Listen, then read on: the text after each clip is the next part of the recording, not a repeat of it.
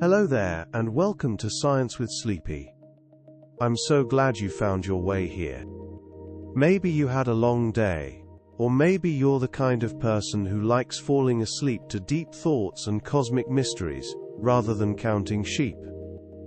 Either way, tonight's journey is for you. You've got nothing to do but rest.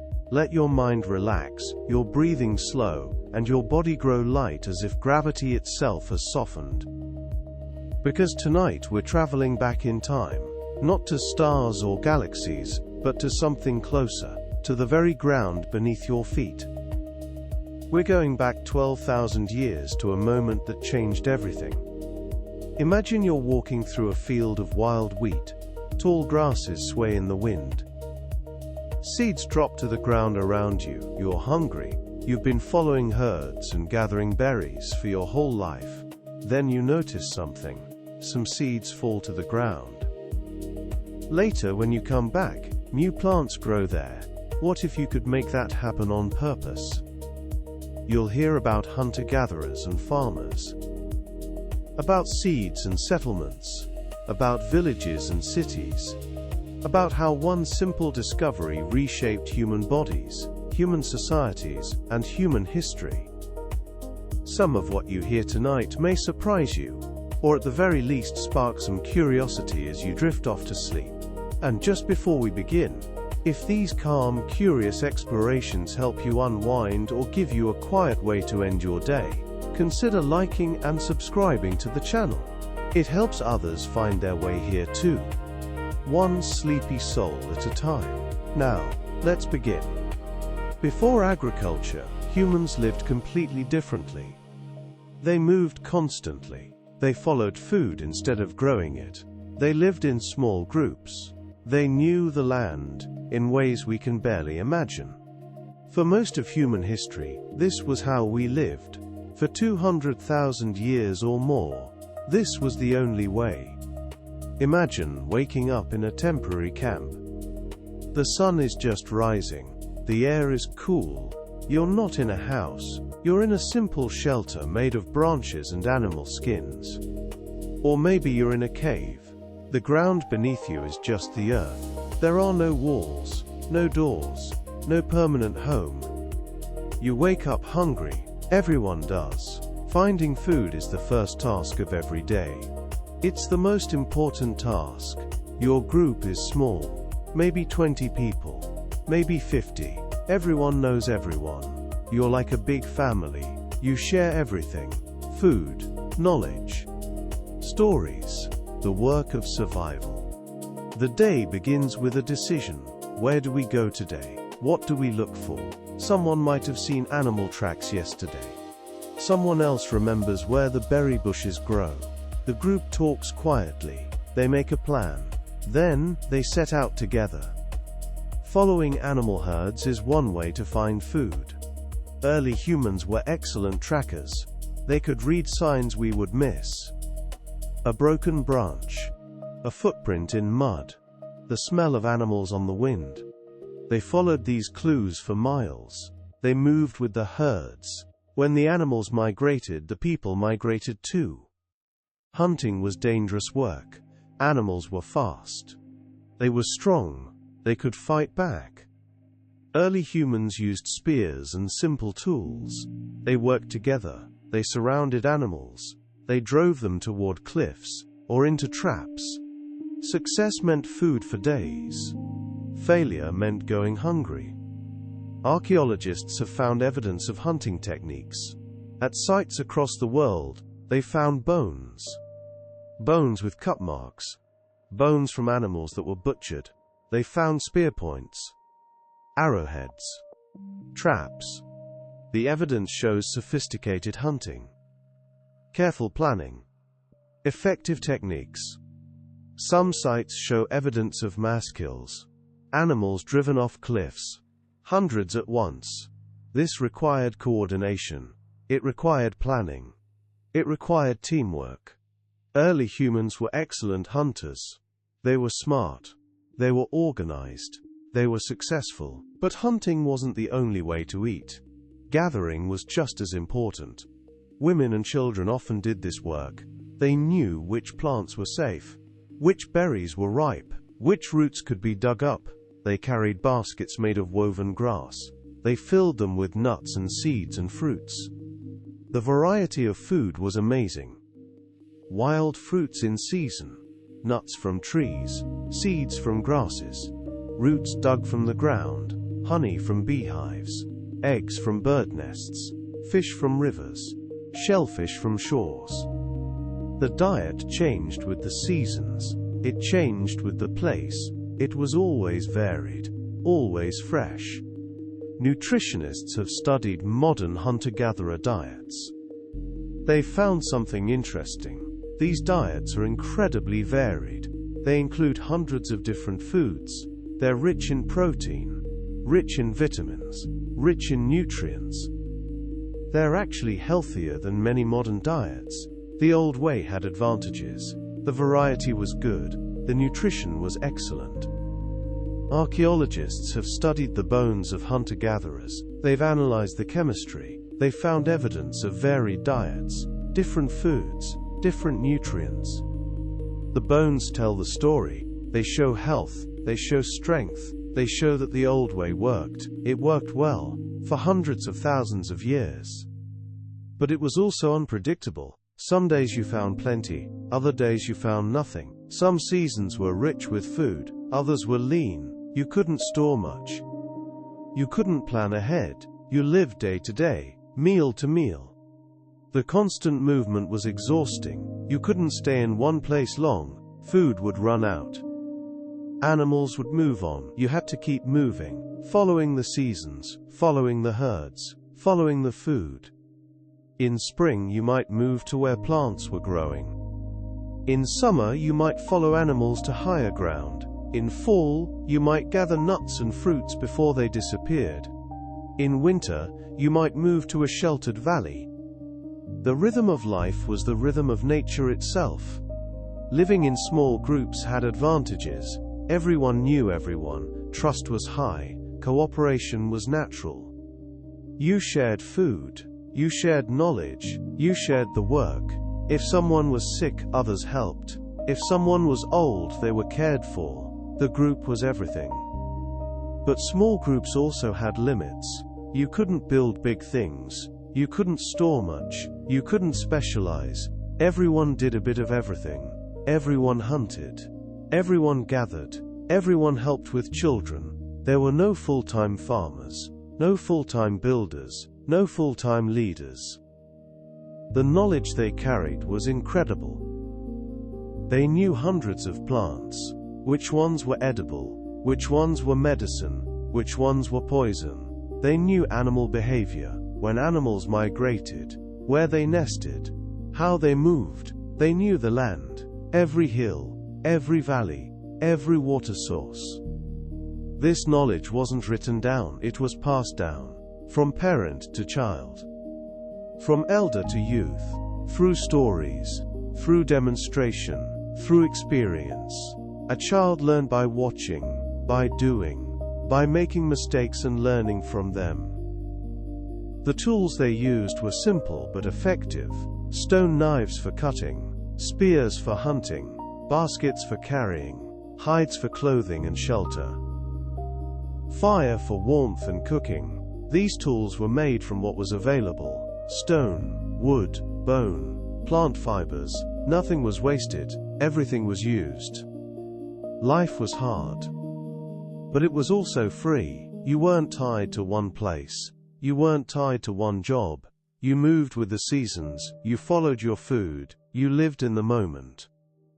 The present was everything, the future was just tomorrow. For hundreds of thousands of years, this was how humans lived. This was the only way it worked. It worked well. Populations stayed small. But they survived. They thrived. They spread across the world, from Africa to Asia, from Asia to Europe, from Europe to the Americas. Everywhere they went, they lived this way. Modern hunter-gatherers still live this way in some places. Scientists study them. They learn about our past. They see how our ancestors might have lived. The Hadza people in Tanzania. the Sand People in southern Africa, the Inuit in the Arctic. Each group has adapted to their environment, but the basic pattern is the same. Small groups, constant movement, following food. The hunter-gatherer lifestyle shaped us. It shaped our bodies, our minds, our societies. We evolved to walk long distances, to track animals, to remember landscapes, to work together, to share resources, to live in the present. Modern scientists study hunter-gatherers to understand our past. They watch how the Hadza people in Tanzania live, how they track animals, how they gather plants, how they share food, how they make decisions. These studies reveal how our ancestors might have lived. The Hadza still hunt with bows and arrows. They still gather wild fruits and tubers. They still move with the seasons. They still live in small groups. They still share everything. They're a window into our past, a living connection to how we used to live. But even hunter-gatherers change. They adapt. They learn new things. They trade with farmers. They use modern tools sometimes. The old way of life is fading everywhere, but it still exists in some places, still teaches us about our past. The knowledge hunter-gatherers carry is incredible. They know hundreds of plants. Which ones are edible? Which ones are medicine? Which ones are poison? They know animal behavior, when animals migrate, where they nest, how they move. They know the land, every hill, every valley, every water source. This knowledge is being lost. As hunter-gatherer groups disappear, their knowledge disappears with them. Scientists race to document it, to preserve it, to learn from it. But much has already been lost. Forever. The tools they used were simple but effective. Stone knives for cutting, spears for hunting, baskets for carrying, hides for clothing and shelter, fire for warmth and cooking. These tools were made from what was available: stone, wood, bone, plant fibers. Nothing was wasted. Everything was used. Making these tools required skill: knapping stone to make sharp edges, shaping wood into spears, weaving grass into baskets, tanning hides into clothing. These were crafts, these were arts, these were essential skills. Life was hard, but it was also free. You weren't tied to one place, you weren't tied to one job. You moved with the seasons, you followed your food, you lived in the moment. The present was everything. The future was just tomorrow. For hundreds of thousands of years, this was how humans lived.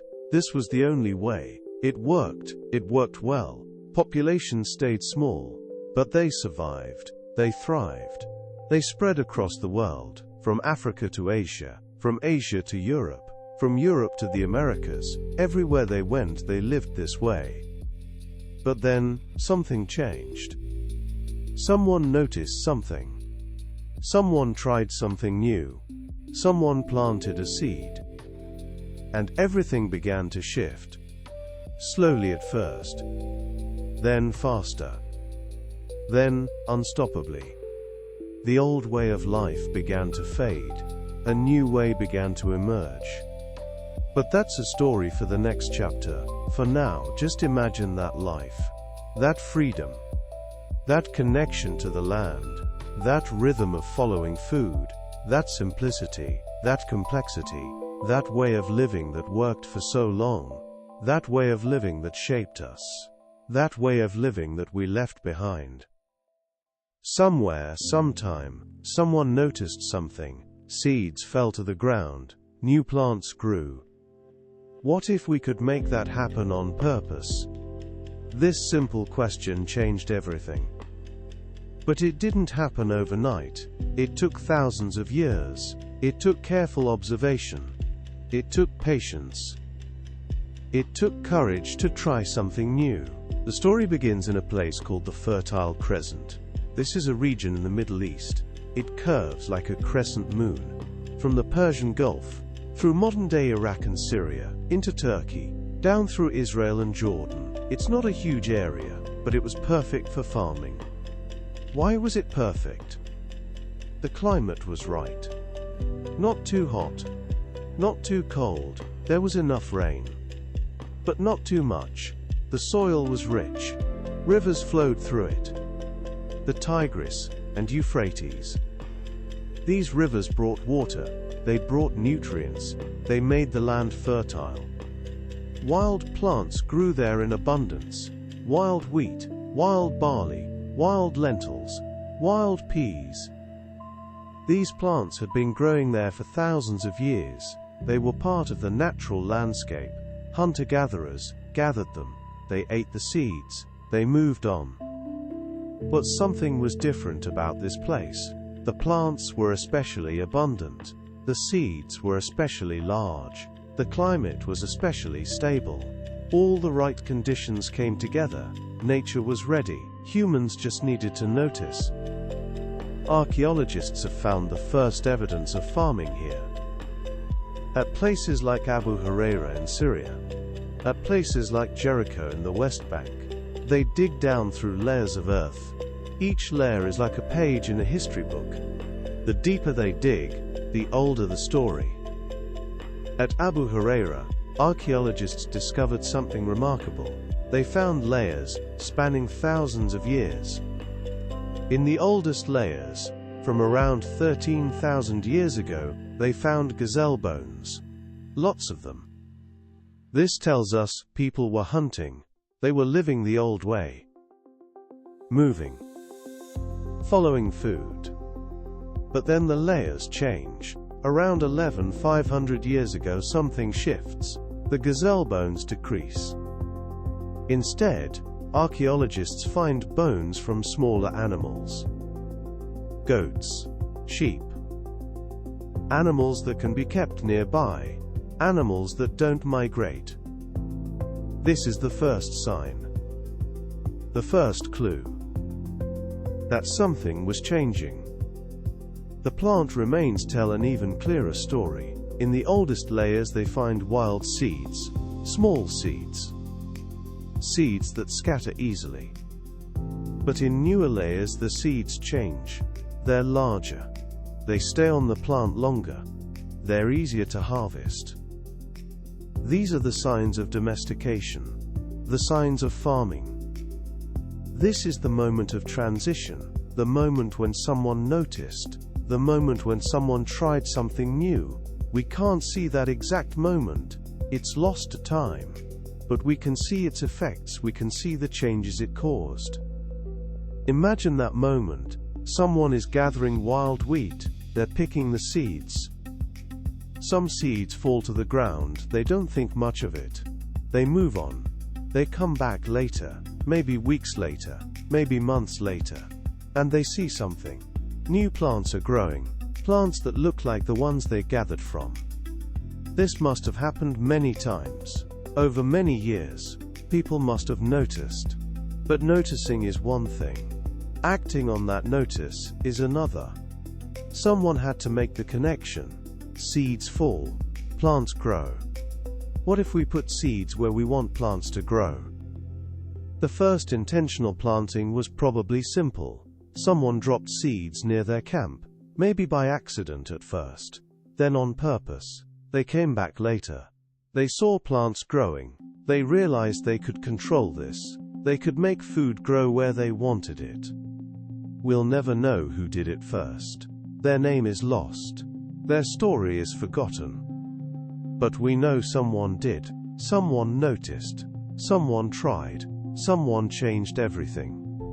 That person, whoever they were, started a revolution. A revolution that continues today. The first planting was probably small. Just a few seeds. Just a small patch. But it was enough. It showed what was possible. It showed that control was possible. That planning was possible. That the future could be shaped.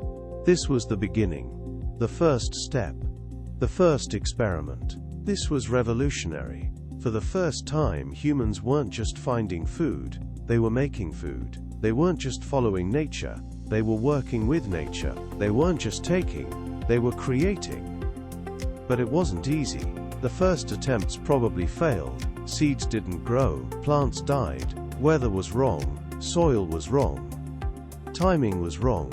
But people kept trying, they learned, they adapted, they got better. The process of domestication was slow, it took thousands of years. People didn't set out to create new plants, they just selected the best ones.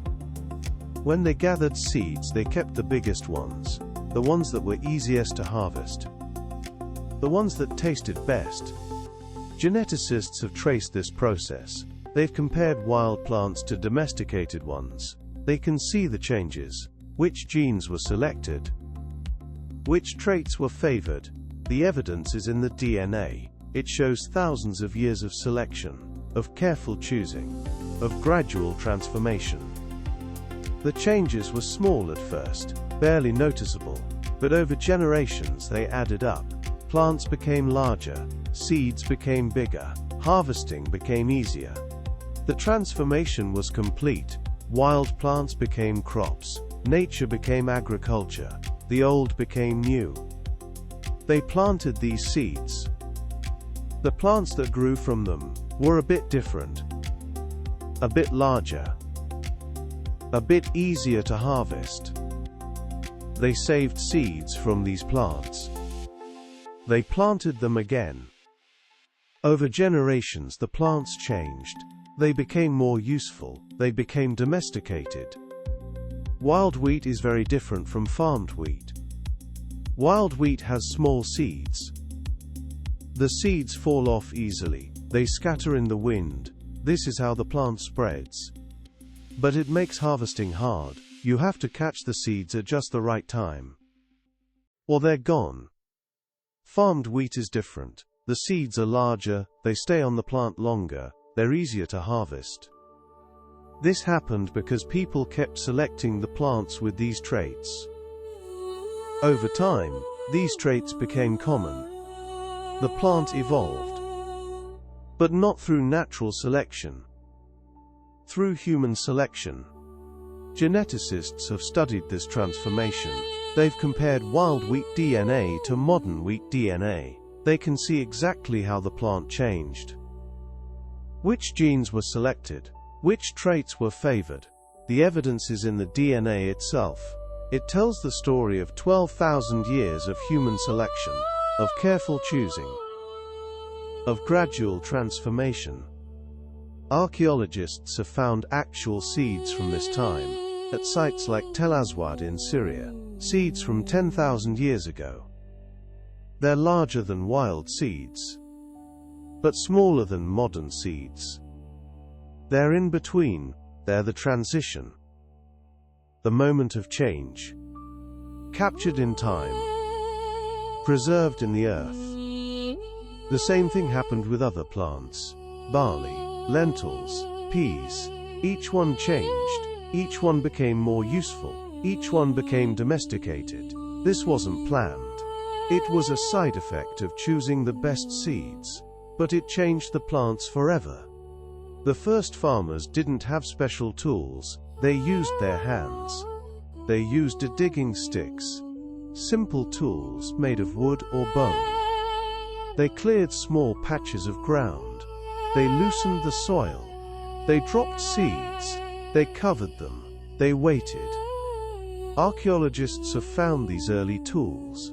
Digging sticks, made of wood. They're simple, but effective. They could break up soil. They could plant seeds. They could tend crops. These were the first farming tools, the first agricultural implements, the beginning of a long tradition. Over time, tools improved. Stone hoes appeared for breaking up soil. Stone sickles appeared for cutting grain. Grinding stones appeared for making flour. Each tool made farming easier, more efficient, more productive. Innovation was constant. Progress was steady. Archaeologists have found thousands of these tools at sites throughout the Fertile Crescent. They show the evolution. Simple tools first, then more complex, then more specialized. The tools tell a story of learning, of improvement, of progress. Each tool solved a problem. Hoes broke up hard soil, sickles cut grain efficiently. Grinding stones turned grain into flour. Each innovation made life easier. Each improvement increased productivity. Each tool was a step forward, a step towards civilization. Waiting was new. Hunter-gatherers didn't wait. They found food and ate it. But farmers had to wait. They had to plant seeds, then wait for them to grow. This required planning, it required patience, it required thinking about the future in a new way. The first crops were probably small patches, not big fields. Just a few plants, near a camp, easy to tend, easy to protect. People still hunted, they still gathered, but now they also farmed. It was a mix, a transition, a slow change. These first patches were experiments. People were learning, they were trying, they were seeing what worked. Some patches succeeded, some failed, but people kept trying. They learned from failures, they improved their techniques. The patches grew, the knowledge grew, the confidence grew. Over time, the patches became fields. Small fields at first, then larger, then much larger. The transition was gradual, but steady. Each generation learned. Each generation improved. Each generation expanded. The experiment became a way of life. The transition became complete. These first patches were experiments. People were learning, they were trying. They were seeing what worked. Some patches succeeded, some failed. But people kept trying. They learned from failures, they improved their techniques. The patches grew. The knowledge grew. The confidence grew. Over time, the patches became fields. Small fields at first, then larger, then much larger. The transition was gradual, but steady. Each generation learned. Each generation improved. Each generation expanded. The experiment became a way of life. The transition became complete. Archaeologists call this incipient agriculture. It's not full farming. Not yet. It's experimentation. It's learning. It's the beginning. The evidence shows this mix. Wild foods and farmed foods. Together, side by side. The transition was gradual. It took hundreds of years, maybe thousands. At some sites, archaeologists find both. Wild seeds and domesticated seeds mixed together. This shows the transition, the overlap, the moment when one way was becoming another, when the old was blending with the new, when agriculture was being born. Archaeologists can see this transition in the remains. At Abu Huraira, they found something fascinating. In the oldest layers, people ate mostly wild plants, gazelle meat, wild seeds. But in newer layers, they find more farmed plants, more domesticated seeds. The transition is clear. It happened slowly, over hundreds of years. The evidence is detailed. Archaeologists can count the seeds. They can measure their size. They can analyze their genetics. They can see exactly when domestication happened, how it happened, why it happened. The story is written in the remains, in the seeds, in the bones, in the layers of earth. At Tel Aswad in Syria, archaeologists found something even more specific. They found actual fields, ancient fields, with rows, with patterns. This shows organized farming, planned agriculture, not just scattered seeds, but real fields, real farming. This is the moment. the transition complete. Agriculture had arrived. The knowledge spread slowly too. There were no books, no schools, no internet. Knowledge spread from person to person, from group to group, from generation to generation. Someone learned to plant seeds. They taught their children taught others, slowly, patiently. The knowledge grew. Archaeologists can trace this spread. They can see when farming appears at different sites. They can map the movement. The Fertile Crescent first, then outward. Slowly, gradually, the knowledge spread like ripples. From the center, to the edges, to the world. The spread wasn't uniform. Some areas adopted farming quickly, others, slowly. Some resisted, some embraced. The pattern is complex, but the direction is clear. Farming spread. It grew. It became dominant. The old way faded.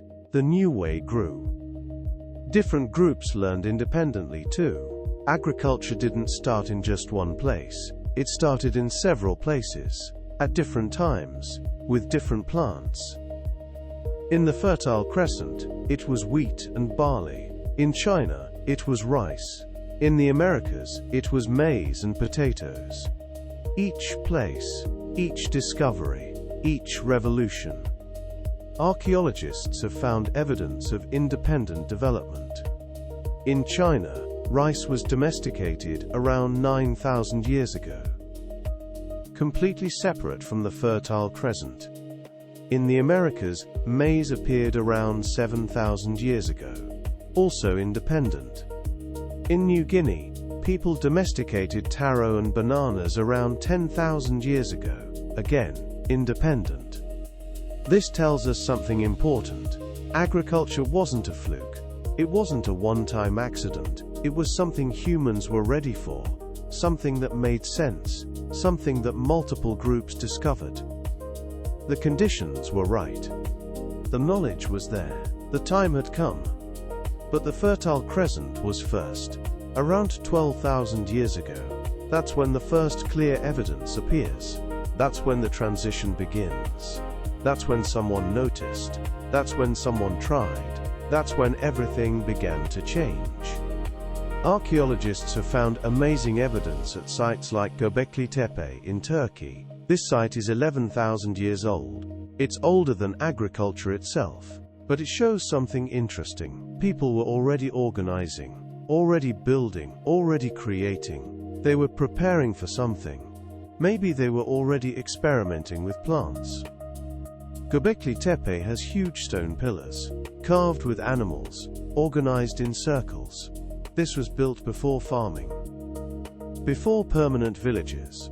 But it shows that people could organize, they could plan, they could build. They had the skills that farming would require. The discovery was simple, but its effects were profound. It meant people could stay in one place. They could grow food near their homes. They didn't have to follow herds. They didn't have to move constantly. They could settle down. But settling down brought new challenges, new problems, new opportunities. The old way of life began to fade. A new way began to emerge. Villages appeared, permanent homes, stored food, new tools, new ways of living together. The process took thousands of years. It wasn't sudden. It wasn't planned. It just happened. Slowly, gradually. One observation led to another. One experiment led to another. One generation built on the last. Different plants were domesticated at different times. Wheat and barley came first, around 12,000 years ago. Lentils and peas came soon after, then other crops. Each one required observation. Each one required experimentation. Each one required patience. The knowledge spread slowly, from person to person, from group to group. From generation to generation. There were no books, no schools, no internet. Just people teaching people. Just knowledge being passed down. Just the slow accumulation of understanding. This oral tradition was powerful. Knowledge was passed through stories. through demonstration, through experience. A child learned by watching, by doing, by making mistakes, by learning from them. The knowledge was practical, it was tested, it was proven, it worked, but oral tradition had limits. Knowledge could be lost. If someone died before teaching, the knowledge died with them. If a group disappeared, their knowledge disappeared. But when knowledge spread, it spread slowly, patiently, through contact, through trade, through migration. The spread was organic, natural, unstoppable. Some groups resisted. Some people preferred the old way. They saw the costs. They chose to keep moving. But farming spread anyway. It was too useful, too powerful, too transformative. The old way faded. The new way grew. But that's the next part of the story. For now, just think about that moment, that simple observation. Seeds fall. Plants grow. What if we could control that? What if we could make it happen where we want, when we want? That question, that curiosity, that courage to try something new. That's what started it all. That moment changed everything. It changed how we live. It changed who we are. It created the world we know today. All from one simple observation. All from one brave experiment. All from planting a seed. Once people started farming, something fundamental changed. They couldn't move around anymore. Not easily. Not like before. Crops needed care. They needed water. They needed protection. You couldn't just plant seeds and leave. You had to stay. You had to tend. You had to wait. This was completely new. For hundreds of thousands of years, movement was life. You followed food. You followed seasons. You followed herds. Staying in one place was temporary. It was a pause, not a way of life. But farming changed that. When you plant seeds, you make a commitment. You're saying, I'll be here when these plants grow. I'll be here to water them, to protect them, to harvest them. You're tied to a place. You're tied to the land. At first, people probably tried to do both. They planted some seeds, then they moved on. They came back later. Maybe the plants were still there. Maybe they had grown. Maybe they could harvest them. This was a start, a beginning. But this approach had limits. You couldn't tend the plants. You couldn't protect them. You couldn't water them. The plants were on their own. They might survive, they might not. It was risky, unreliable. So people started staying longer. They planted seeds. They stayed nearby. They checked on the plants. They tended them. They protected them. They came back to the same place. Again and again. Season after season. This created a new pattern, a new rhythm. Instead of following food, you made food come to you. Instead of moving with the seasons, you stayed and the seasons came to you. Instead of being a visitor, you became a resident. The first permanent settlements appeared, not camps, not temporary shelters, real homes. Places where people lived year-round, places they returned to, places they built, places they called home. This was revolutionary. Jericho is one of the oldest. It sits in the Jordan Valley. Today it's a city. But 10,000 years ago, it was a small village. Maybe 500 people. Maybe fewer. They built houses from mud bricks. They had walls, they had storage, they had something new, permanence. Archaeologists have studied Jericho for decades. They've dug through layers and layers of history. The oldest layers show hunter-gatherers, temporary camps, simple tools, wild animal bones. But then the layers change. Houses appear. Stored grain appears. Domesticated plants appear. The transition is clear. It's written in the earth itself. The houses at Jericho were interesting. They were round at first. Made of mud bricks. Simple, but permanent. Later they became rectangular. More complex, more organized. The village grew, it changed, it evolved.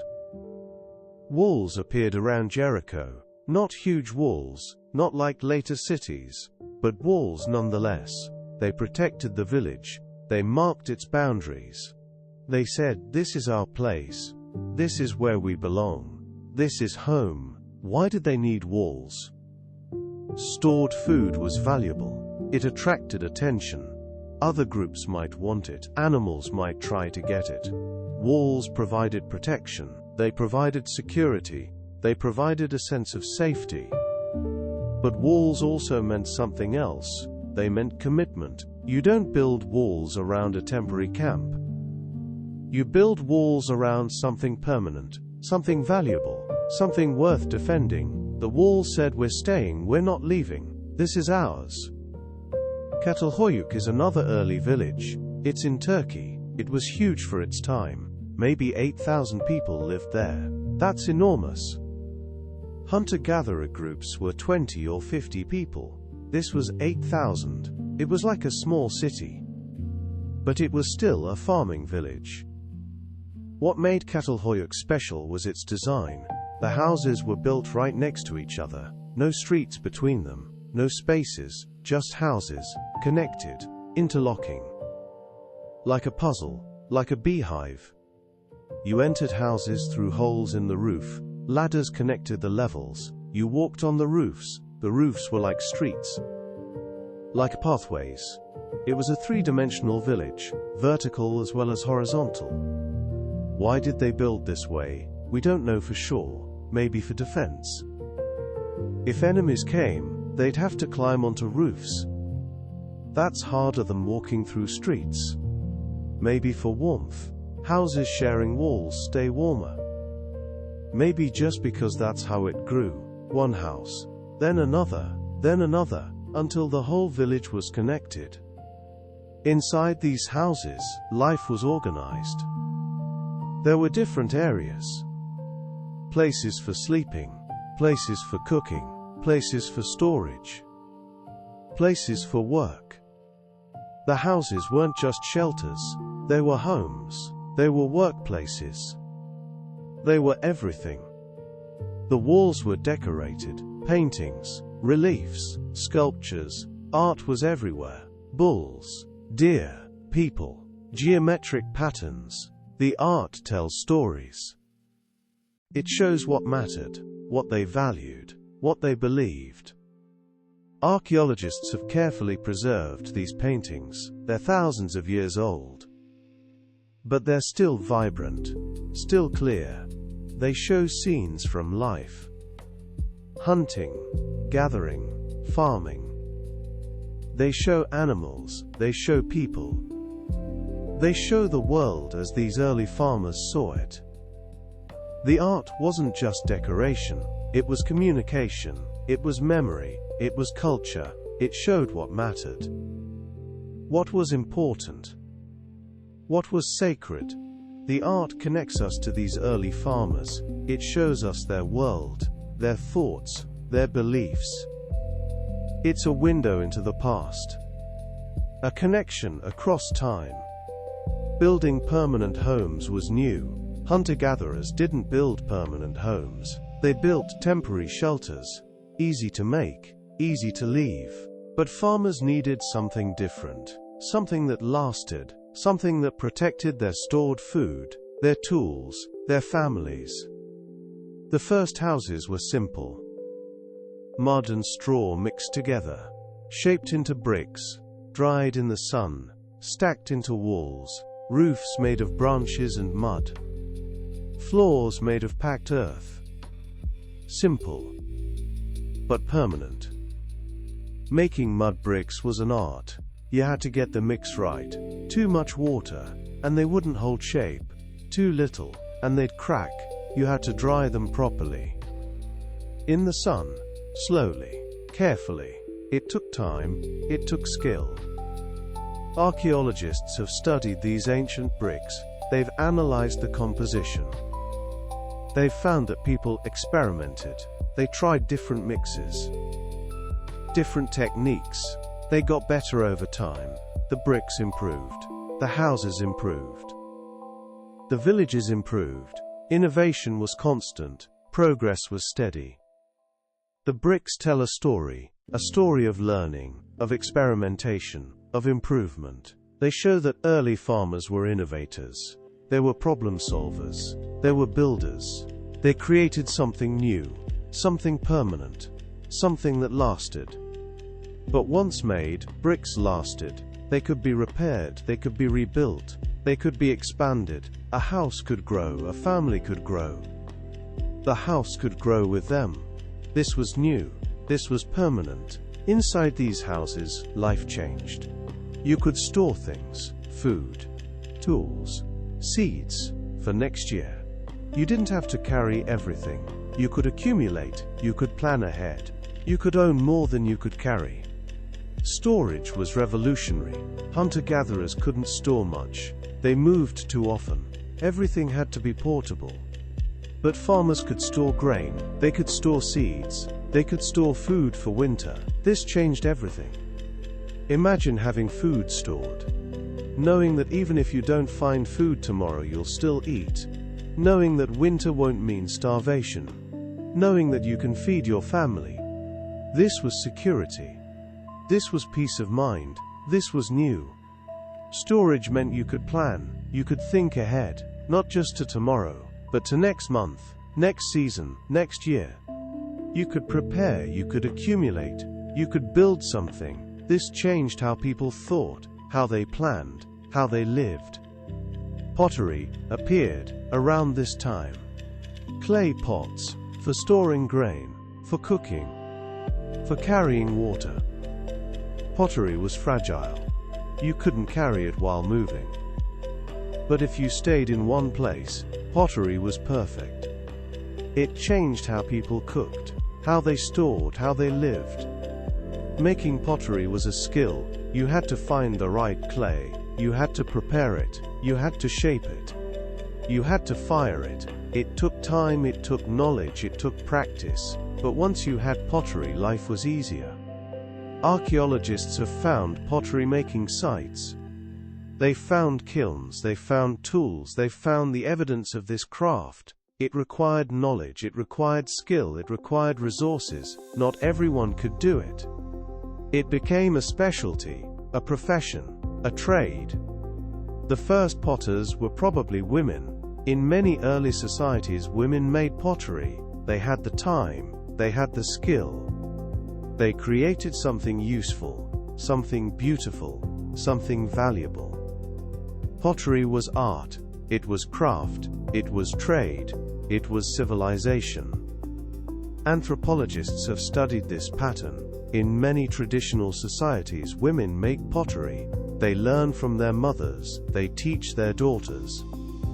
The knowledge passes down, through generations, through time. Pottery connects people. It connects generations, it connects cultures. The first pottery was functional.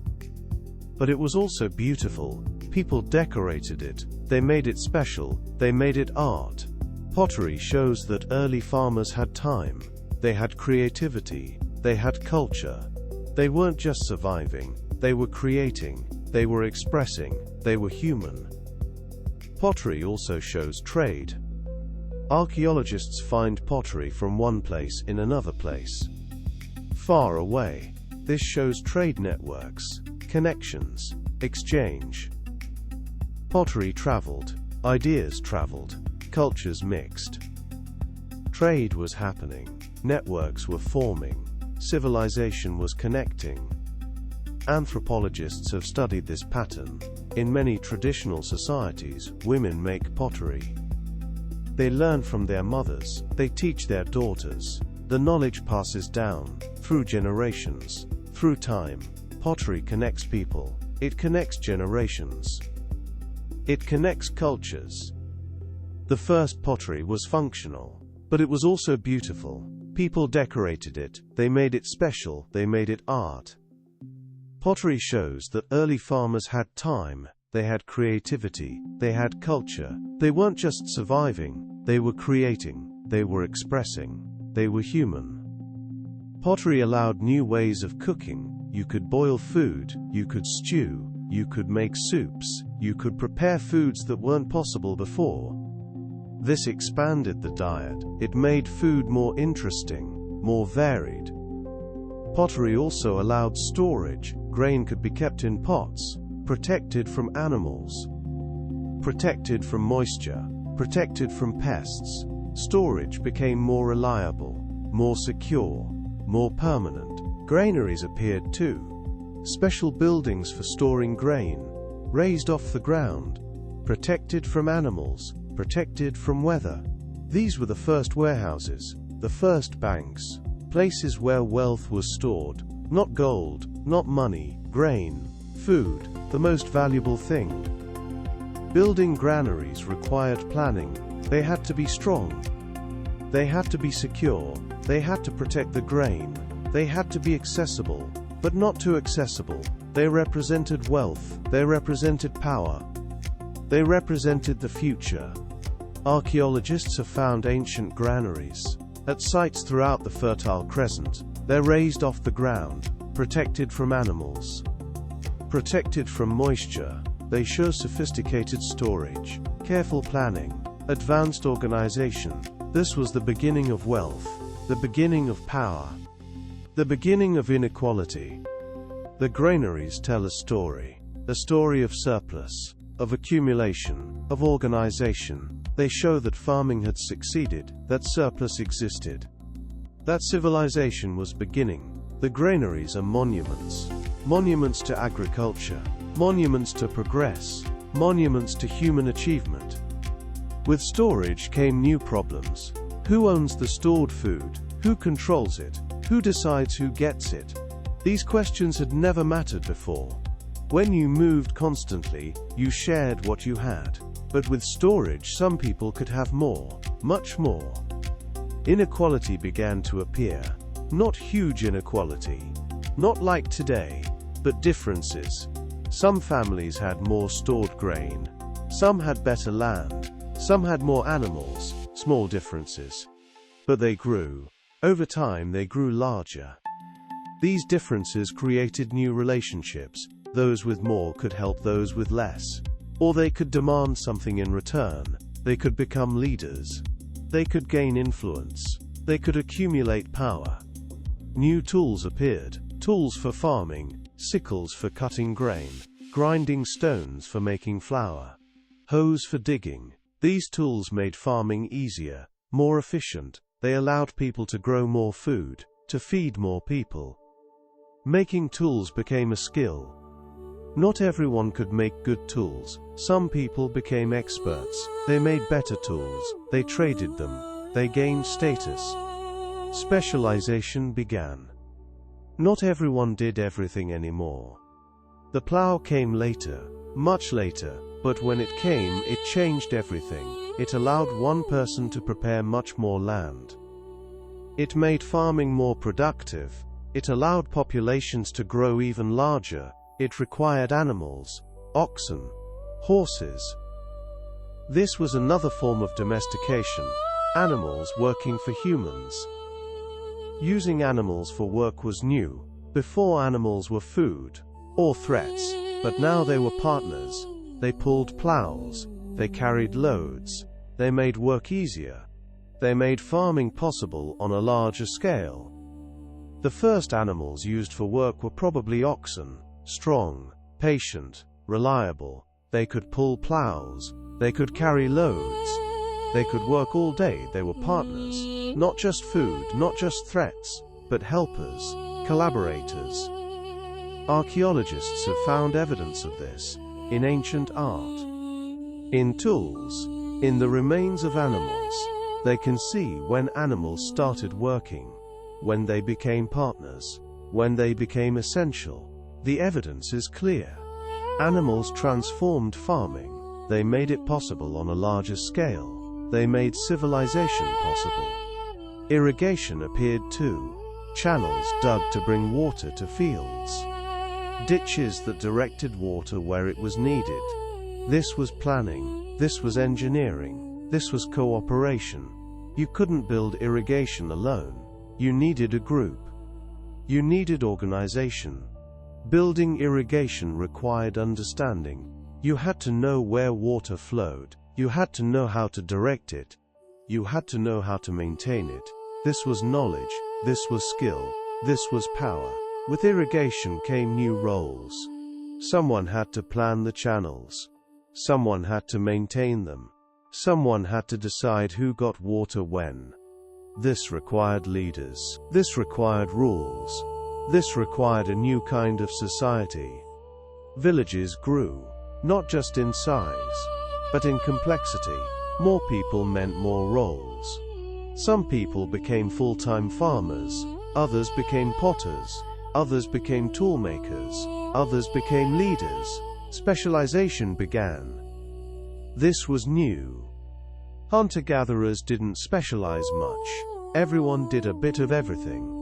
But in villages you could focus. You could get really good at one thing. You could trade your skill for food. You could depend on others.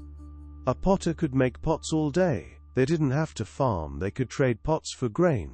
A toolmaker could make tools. They could trade tools for food. A leader could organize. They could be supported by others. Specialization created interdependence. It created community. It created civilization. Archaeologists see this in the sites. They find workshops, areas set aside for specific crafts, pottery workshops, tool-making areas, weaving spaces. The evidence of specialization is everywhere. It shows that people focused, that they became experts, that they traded their skills. This specialization accelerated innovation. When you focus on one thing, you get better. You experiment, you improve, you innovate. Progress becomes faster. Technology advances. Society becomes more complex. Specialization was the engine of progress, the driver of innovation, the creator of civilization. Trade began.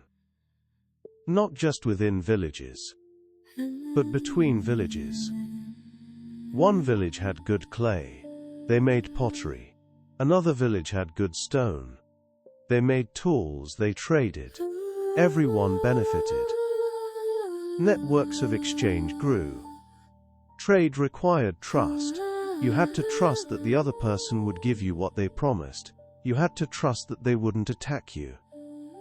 Trade created relationships. It created connections. It created peace. Sometimes, archaeologists have found evidence of long-distance trade. Obsidian from Turkey found in sites hundreds of miles away. Shells from the coast found inland. These show networks, connections, trade routes. The evidence is clear. People were trading, they were connecting, they were building networks. Trade spread more than goods. It spread ideas, it spread technologies, it spread cultures. Trade was a highway for innovation, a highway for progress, a highway for civilization. Everything moved along trade routes. Goods, ideas, people, everything. Social life changed too. You lived with more people, many more. You couldn't know everyone personally, not like in a small hunter-gatherer group. You had to learn new ways of interacting, new ways of cooperating, new ways of resolving conflicts. Conflicts became more serious. When you moved constantly, you could just leave. Move away from problems. But in a village you were stuck. You had to work things out. You needed rules. You needed ways to settle disputes. The first leaders appeared. Not kings, not emperors, just people who organized things, people who made decisions. People who settled disputes. People who planned irrigation. People who organized defense. These were the first governments, simple but real. Leaders gained their position in different ways. Some were the best farmers. Some were the best organizers. Some were the oldest. Some were the strongest. There were no elections, no formal rules, but leaders emerged. They were needed, they were accepted. Defense became important, stored food was valuable. It attracted raiders. Other groups might want to take it. Villages needed walls, they needed guards, they needed ways to protect themselves. War began. Not big wars. Not like today. But conflicts. Violence over resources. But villages also brought benefits. More people meant more ideas, more innovation, more creativity. Art appeared, decorated pottery, carved figures, painted walls. People had time for these things now. They weren't just surviving, they were creating. Religion became more organized. Hunter-gatherers had beliefs. But in villages, religion became more formal.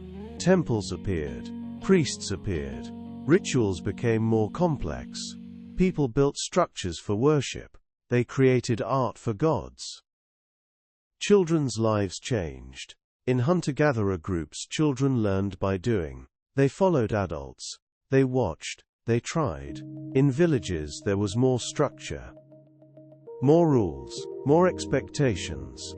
Children had specific roles. They helped with farming. They learned trades.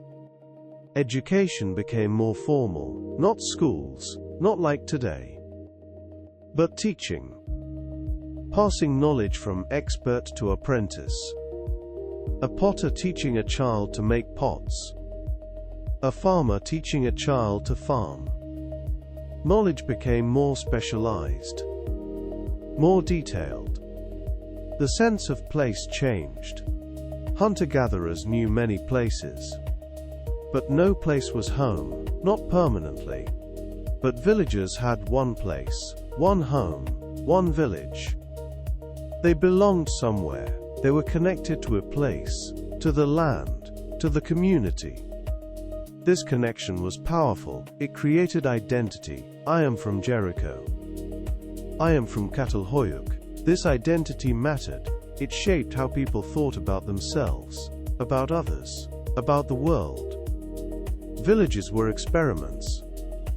Experiments in living together, in staying in one place, in building something permanent.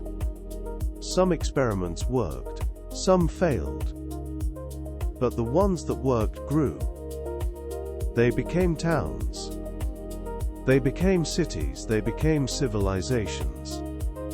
But that transformation took thousands of years. For now, just imagine those first villages.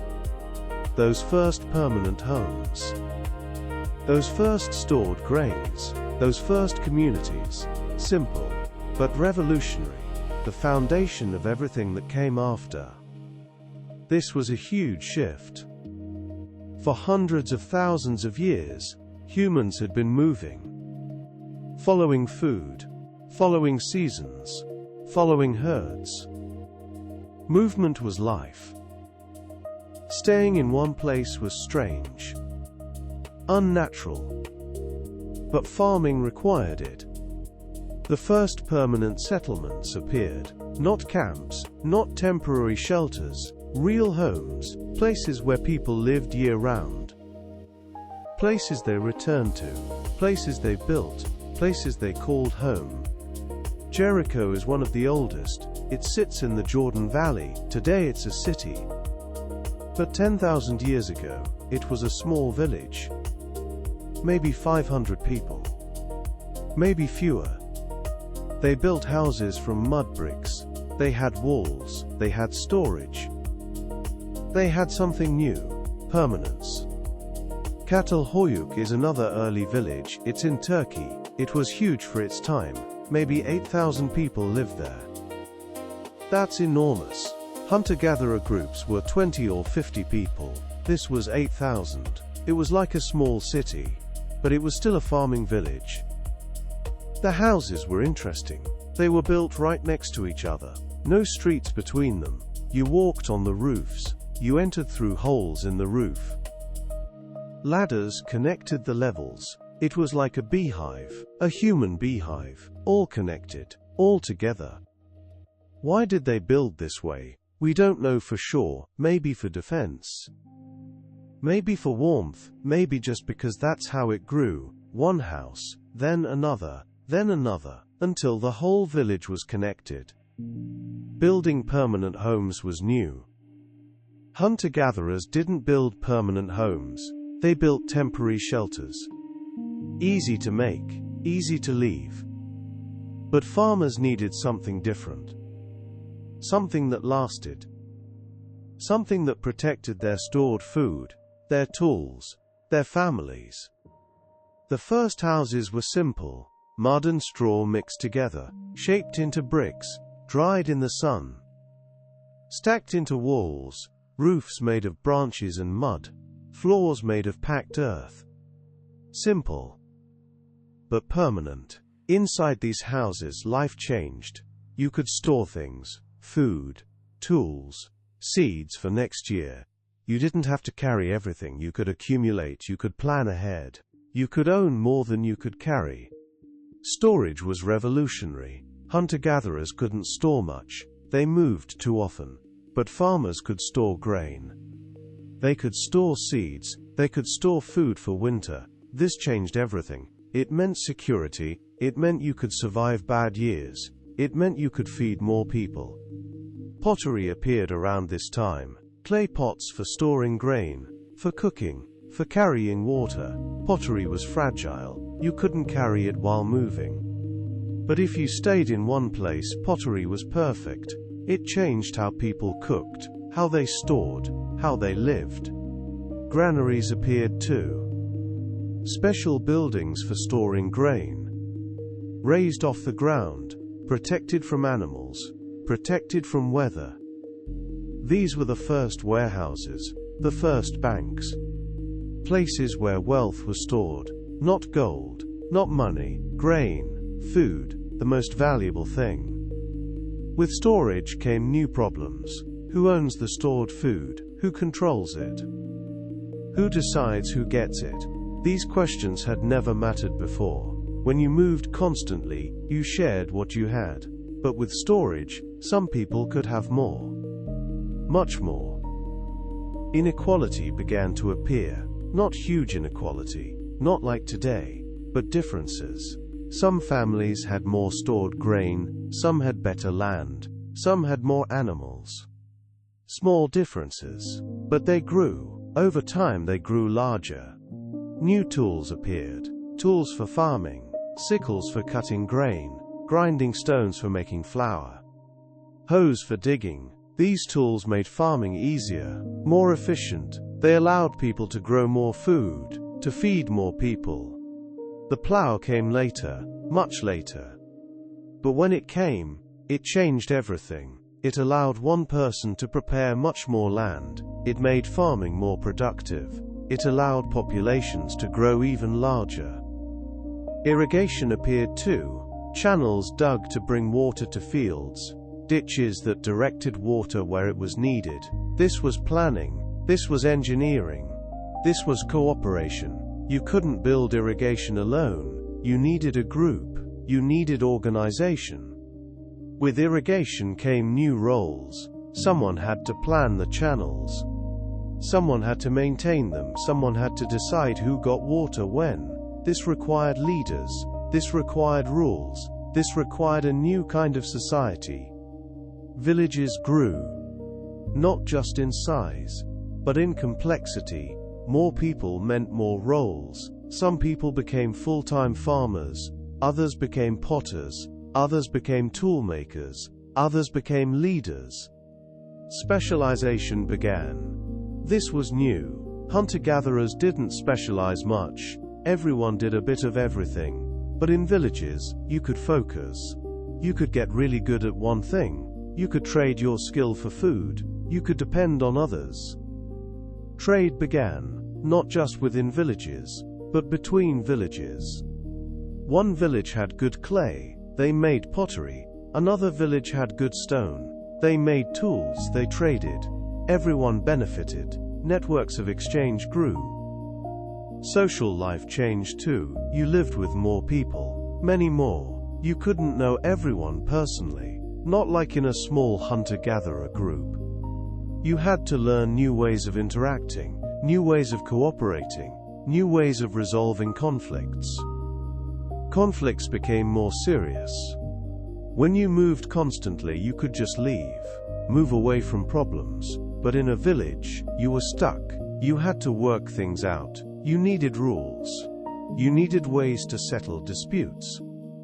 The first leaders appeared, not kings, not emperors, just people who organized things, people who made decisions, people who settled disputes, people who planned irrigation, people who organized defense. These were the first governments. Simple, but real. Defense became important. Stored food was valuable. It attracted raiders.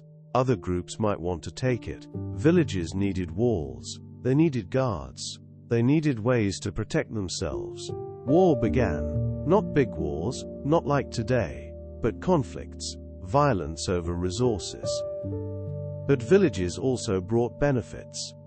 More people meant more ideas, more innovation, more creativity. Art appeared. Decorated pottery, carved figures, painted walls. People had time for these things now. They weren't just surviving, they were creating. Religion became more organized. Hunter-gatherers had beliefs, but in villages, religion became more formal. Temples appeared, priests appeared, rituals became more complex. People built structures for worship. They created art for gods. Children's lives changed. In hunter-gatherer groups, children learned by doing. They followed adults. They watched. They tried. In villages, there was more structure, more rules, more expectations. Children had specific roles. They helped with farming. They learned trades. Education became more formal. Not schools, not like today, but teaching. Passing knowledge from expert to apprentice. A potter teaching a child to make pots. A farmer teaching a child to farm. Knowledge became more specialized, more detailed. The sense of place changed. Hunter-gatherers knew many places, but no place was home, not permanently.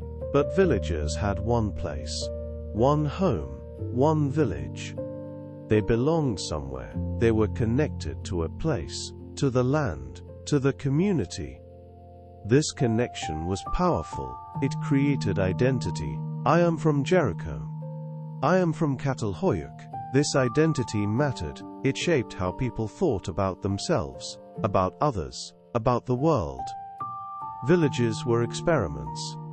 Experiments in living together, in staying in one place, in building something permanent. Some experiments worked, some failed. But the ones that worked grew. They became towns, they became cities, they became civilizations. But that transformation took thousands of years. For now, just imagine those first villages, those first permanent homes, those first stored grains, those first communities. Simple, but revolutionary. The foundation of everything that came after. Agriculture didn't just change where people lived, it changed everything. Our bodies, our health, our societies, our world. The changes were profound, they were permanent. They shaped who we are today. Let's start with our bodies. Our diet changed completely. Hunter-gatherers ate varied foods, meat, fish, fruits, nuts, roots. Everything fresh, everything seasonal. But farmers ate mostly grains, wheat, barley, rice, maize. These became the foundation of the diet. This was a huge shift. Grains are carbohydrates. They provide energy. But they're not as nutritionally complete as a varied diet. Early farmers got more calories. But the quality of nutrition might have declined. At least at first. Our teeth changed. Hunter-gatherers had strong teeth. They chewed tough meat. They cracked nuts. They ground seeds between stones. Their teeth showed wear. But they were healthy. Farmers' teeth were different. Softer foods meant less wear. But also, more problems. More cavities. More dental disease. Our jaws changed too. Smaller. Less powerful. We didn't need to chew as hard. Cooked grains were soft. They didn't require the same strength. Over generations, our jaws got smaller. Our faces changed shape. We looked different from our hunter-gatherer ancestors. Our height changed. Early farmers were actually shorter than hunter-gatherers. This is surprising. You'd think more food would make people taller. But the diet was less varied. Less protein. Less nutrition. People grew, but not as tall. Scientists have studied skeletons from this time. They measure bones, they compare heights, they see the changes. Hunter-gatherer skeletons are taller, stronger, more robust. Farmer skeletons are shorter, more delicate. The differences are clear. They tell a story of changing diets, of changing lives, of changing bodies. The height difference was significant, maybe 2 or 3 inches on average. That doesn't sound like much, but it's noticeable, it's measurable, it's real. It shows how diet affects growth, how nutrition shapes bodies, how farming changed us physically. Disease patterns changed dramatically. Hunter-gatherers lived in small groups. They moved constantly. Diseases didn't spread easily. If someone got sick, the group could move away. The disease couldn't follow. But farmers lived in larger groups. They stayed in one place. Diseases spread faster. New diseases appeared. Epidemiologists have studied this transition. They've compared disease patterns in hunter-gatherer groups to early farming communities. The difference is stark. Farming communities show evidence of many more diseases. More infections. More parasites. More problems. The skeletons tell the story. They show the marks of disease. The evidence of suffering. The cost of progress. Archaeologists have found evidence of tuberculosis in early farming communities. This disease spreads in crowded conditions. It needs dense populations. Hunter-gatherers rarely had it. But farmers did. The disease jumped from animals. It found new hosts, it spread. It killed. This was the price of settled life. The price of farming. Living with animals brought new diseases, measles, smallpox, influenza. These came from domesticated animals. They jumped to humans. They spread through dense populations. They killed millions. But over time, humans developed resistance. Our immune systems adapted. Crowded living brought other problems. Sanitation was poor. Waste accumulated. Water sources got contaminated. Parasites spread. Life expectancy actually dropped at first. Farming made life harder in some ways. More dangerous, more unhealthy. But populations grew anyway. Why? Because farming produced more food, much more. One farmer could grow enough food for several people. This meant more children could survive. More people could live in one place. Populations exploded. Demographers have calculated the numbers. Before agriculture, the world population was maybe 5 million people. After agriculture spread, it grew to 50 million. Then, 100 million. Then more. The growth was exponential. It was unstoppable. It was the result of farming, of surplus food, of settled life. Archaeologists see this in the sites. Early farming villages had maybe 100 people, then 500, then 1,000, then 5,000. The sites get bigger. The populations grow. The evidence is everywhere. In the size of settlements, in the number of houses, in the amount of stored grain. Everything points to growth. Explosive growth. Made possible by agriculture. Hunter-gatherer groups stayed small, maybe 20 to 50 people. But farming villages could support hundreds, then thousands, then tens of thousands. The human population began to grow. Slowly at first, then faster, then explosively. This growth changed everything. More people meant more ideas, more innovation, more specialization, more complexity. Societies became more organized, more hierarchical, more structured. Technology accelerated. New tools appeared. The plow, the wheel, irrigation systems, pottery, textiles, metalworking. Each invention built on others. Progress became faster. Change became constant. The plow was revolutionary. It appeared around 5,000 years ago, first in Mesopotamia. Then it spread. It allowed one person to prepare much more land. Instead of digging by hand, animals pulled the plow. It made farming more efficient. It allowed populations to grow even larger. It required animals. Oxen. Horses. This was another form of domestication. Animals working for humans. Archaeologists have found plow marks in ancient fields. They can see the patterns, the furrows, the evidence of plowing. These marks are thousands of years old. But they're still visible. They show when plowing began, when farming became more efficient, when agriculture advanced. The plow changed everything. One person with a plow could farm as much land as 10 people with digging sticks. This freed people.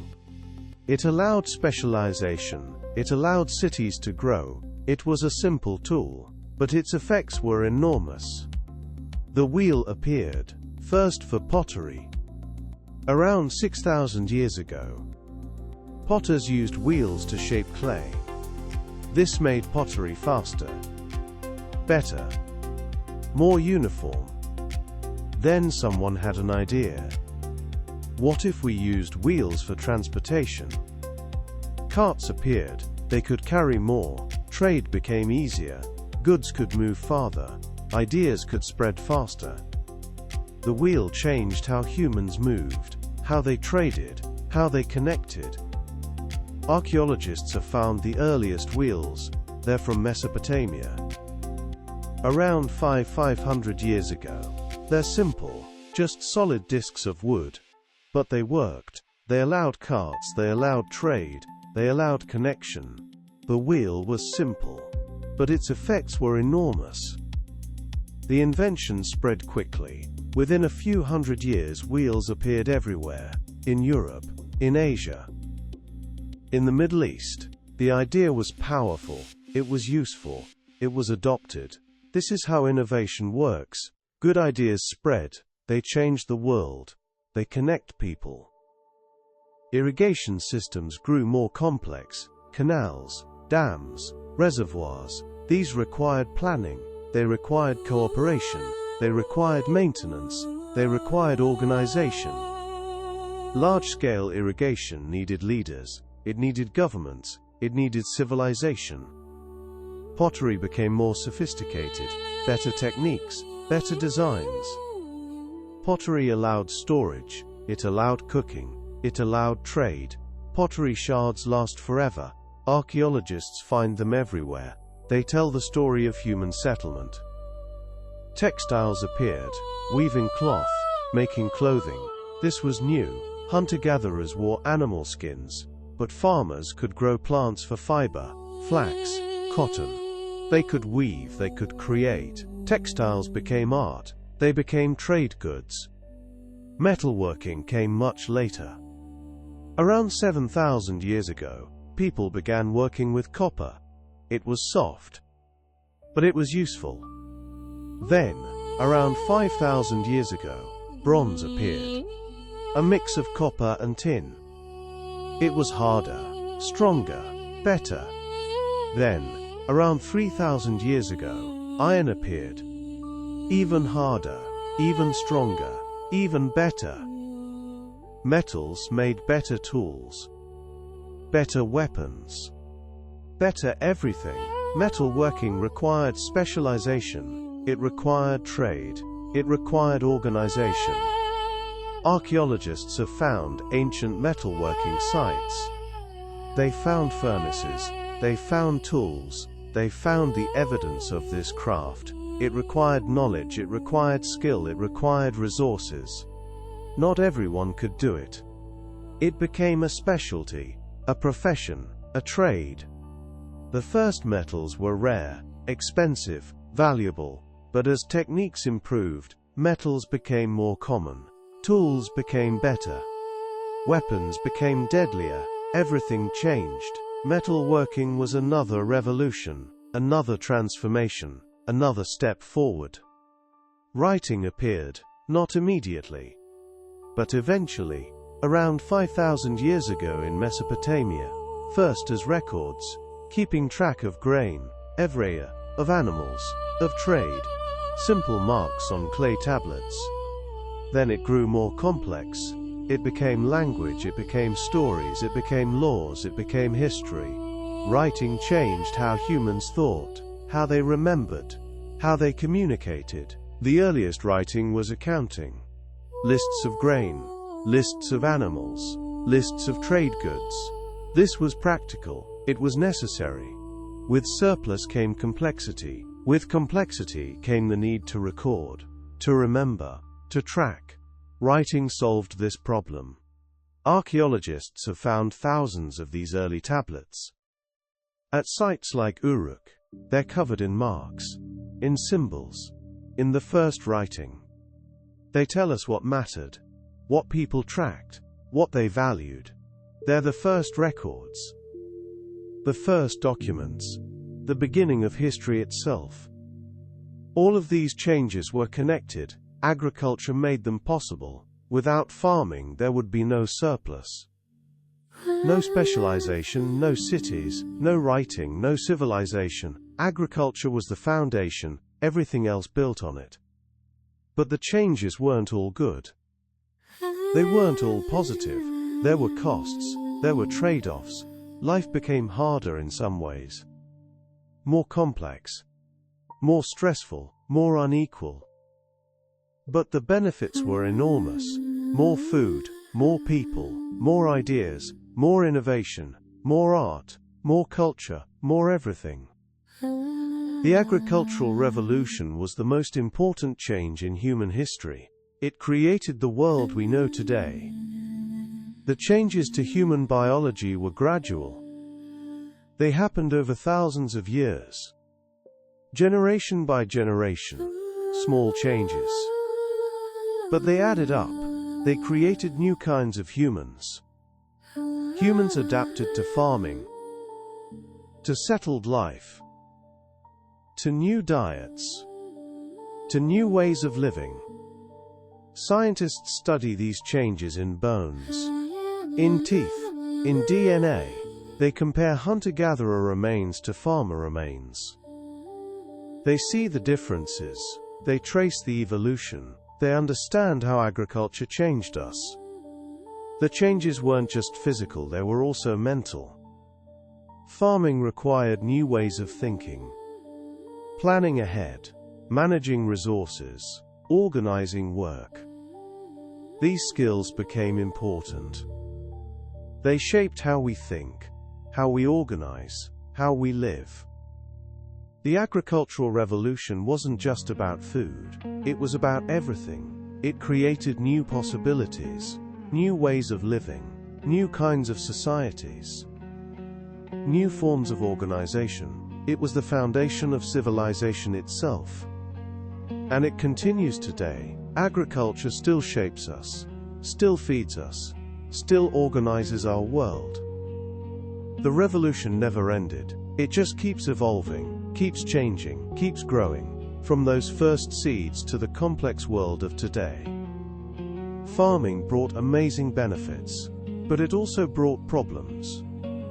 Hard work, disease, inequality, environmental damage. The agricultural revolution wasn't all good. It was a trade-off. Like all major changes, it had costs. Let's start with the work. Farming was hard, much harder than gathering. Hunter-gatherers worked maybe 20 hours a week. They had lots of free time, but farmers worked from dawn to dusk, every day, all year. The work never ended. Planting was hard. You had to prepare the soil, clear the land, dig, plant seeds, all by hand, or with simple tools. It was back-breaking work. Your hands bled, your back ached, your body hurt. Tending was constant. Weeding, watering, protecting crops from animals, from birds, from insects, from weather. You couldn't relax, you couldn't leave. The crops needed constant attention. They needed you. Harvesting was intense. You had to gather everything at just the right time. Too early, and seeds weren't ripe. Too late, and they fell to the ground. You worked fast, you worked hard, you worked until you dropped. Then there was processing, threshing, separating grain from stalks, grinding, turning grain into flour.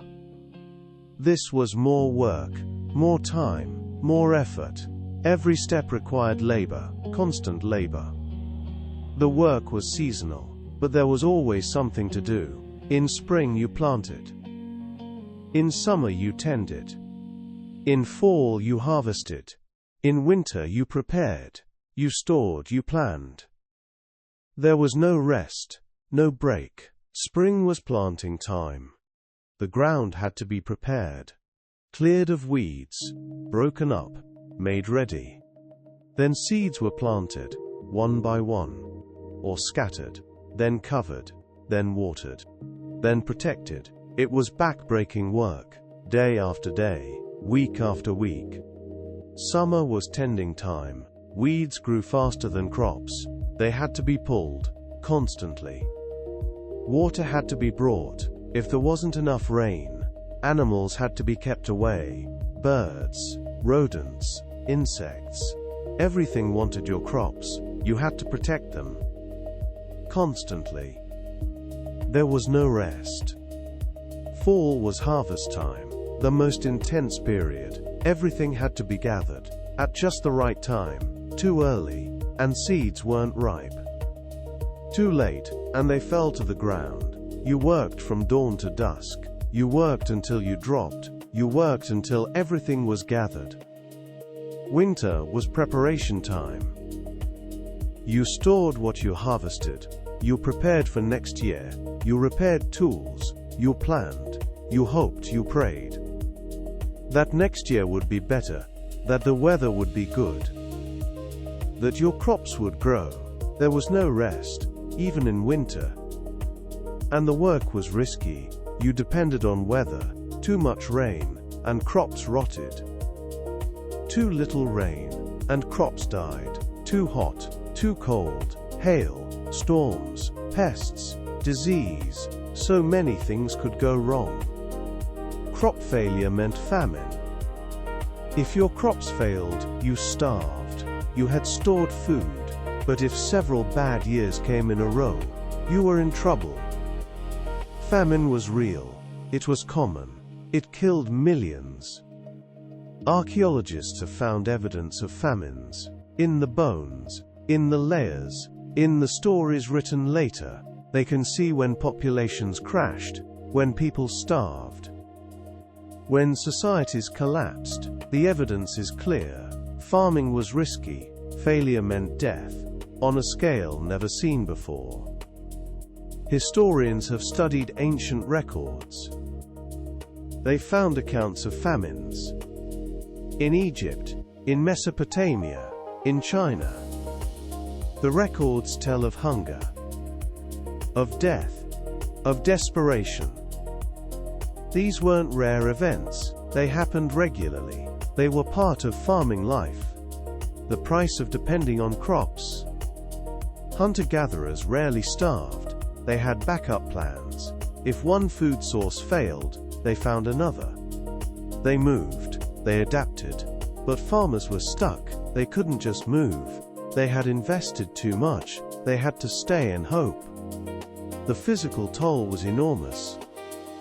Farming damaged bodies, repetitive motions, heavy lifting, constant bending, back problems, joint problems, early arthritis. Farmers aged faster. They broke down sooner. The work was brutal. Bioarchaeologists study ancient skeletons. They look for signs of wear, of damage, of stress. They find evidence of hard work, worn joints, damaged spines, broken bones. The evidence is clear. Farming was hard on bodies. It took a physical toll. It shortened lives, at least at first. But humans adapted. Over time, bodies changed. They became stronger in some ways, more resistant to certain stresses. The physical toll remained, but it became manageable. Humans and farming co-evolved. They adapted to each other. They found ways to survive, to thrive, to continue. But the work wasn't the only problem. Disease was worse. Living in larger groups meant diseases spread faster. Living with animals meant new diseases. Living in one place meant waste accumulated. Sanitation was poor. Water got contaminated. Crowded living brought epidemics. Measles, smallpox, plague. These diseases killed millions. They swept through populations. They left devastation. Hunter-gatherers rarely faced epidemics. They lived in small groups. Diseases couldn't spread. Paleopathologists study ancient diseases. They examine skeletons. They look for signs of illness. They find evidence of infections, of parasites, of problems. The evidence is clear. Farming communities had more diseases, more health problems, more suffering. This was the price of progress, but humans adapted. Over time, resistance developed. Immune systems evolved. Populations became more resilient. The diseases didn't disappear, but they became less deadly, less devastating. Humans and diseases co-evolved. They adapted to each other. They found balance. New diseases came from animals. Measles from cattle. Smallpox from animals. Influenza from pigs and birds. These diseases jumped to humans.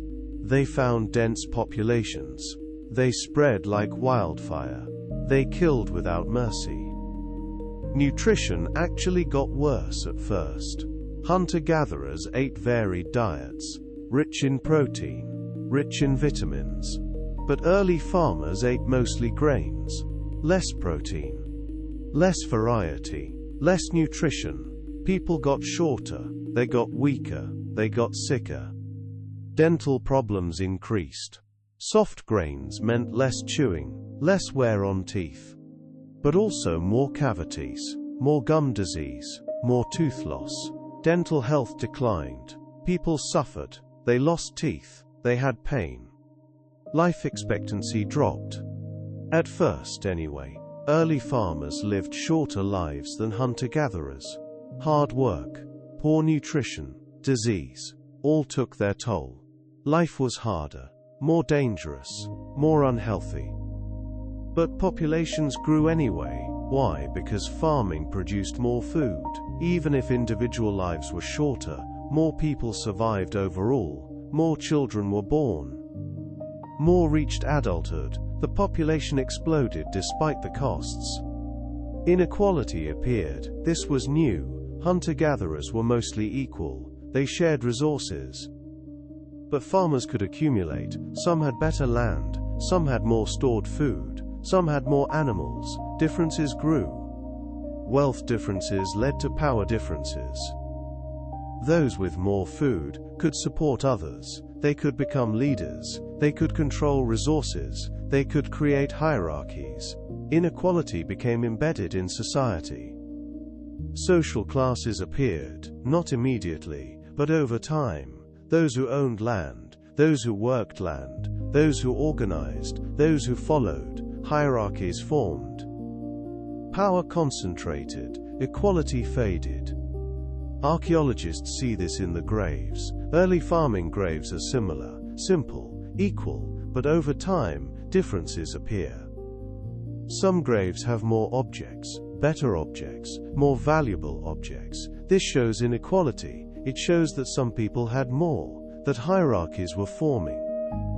The evidence is everywhere, in the size of houses, in the quality of tools, in the richness of graves. Inequality grew, it became embedded, it became normal. This was new. This was different. This was the price of progress, the cost of civilization. Conflicts increased. Stored food was valuable. It attracted raiders. Villages fought villages. Groups fought groups. War became common. Not huge wars, but constant conflicts. Violence over resources. Violence over land. Defense became essential. Walls, guards, weapons, organization for war. This required leaders. This required structure. This required giving up some freedom. Security came at a cost, the cost of freedom. Environmental damage began. Farming changed landscapes. Forests were cleared. Soils were depleted. Erosion increased. Biodiversity decreased. The environment suffered. This was the beginning of human impact on nature. Pollen studies tell the story. Archaeologists analyze ancient pollen. They can see what plants grew when. In early layers, they find forest pollen. Lots of trees. Then the pollen changes. More grass, more crops, fewer trees. The forests were disappearing. The landscape was transforming. This was the first major human impact, the first environmental change. Soil studies show the same thing. Early farming soils were rich, full of nutrients. But over time, they depleted. Yields declined. Farmers had to move, or find new ways to farm, or face decline. The evidence is in the soil itself, in the layers, in the chemistry. Agriculture changed the earth. Forever, soil depletion was a real problem. Growing the same crops year after year drained nutrients. Soils became less fertile. Yields declined. Farmers had to move, or find new ways to farm, or face decline. Deforestation happened. Trees were cut for fuel, for building, for clearing land. Forests shrank. Habitats disappeared. Animals lost homes. Ecosystems changed. The landscape transformed. But the benefits were real too. More food, more people, more security, more innovation, more culture, more everything. The trade-offs were worth it. At least for most people, at least most of the time. Some people resisted. Some groups kept hunting and gathering. They saw the costs. They chose the old way. But they were pushed aside.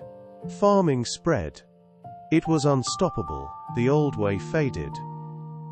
The agricultural revolution was a mixed blessing. It brought progress, but it also brought problems. It made life better in some ways, worse in others. It was complicated, like all major changes. But it was necessary. Without agriculture there would be no civilization, no cities, no writing, no science, no art, no everything we have today. The costs were real, but the benefits were enormous. The trade-off was worth it. The environmental impacts were real, but they were also gradual. They happened over thousands of years. People didn't realize what they were doing. They were just trying to survive, to feed their families, to build their communities. The challenges continue today. We still face many of the same problems: hard work, disease, inequality, environmental damage. But we also have solutions, better tools, better medicine, better understanding. We're still learning, still improving. still adapting. The agricultural revolution shows us something important. Progress has costs. Change has trade-offs. Nothing is simple. Nothing is all good or all bad. Life is complicated. History is complicated. But we keep moving forward. We keep learning. We keep growing. And that's the story of agriculture, a story of observation, of experimentation, of adaptation, of progress. A story that continues today. A story that shapes our world. A story that started with a simple question. What if we could make plants grow where we want them to?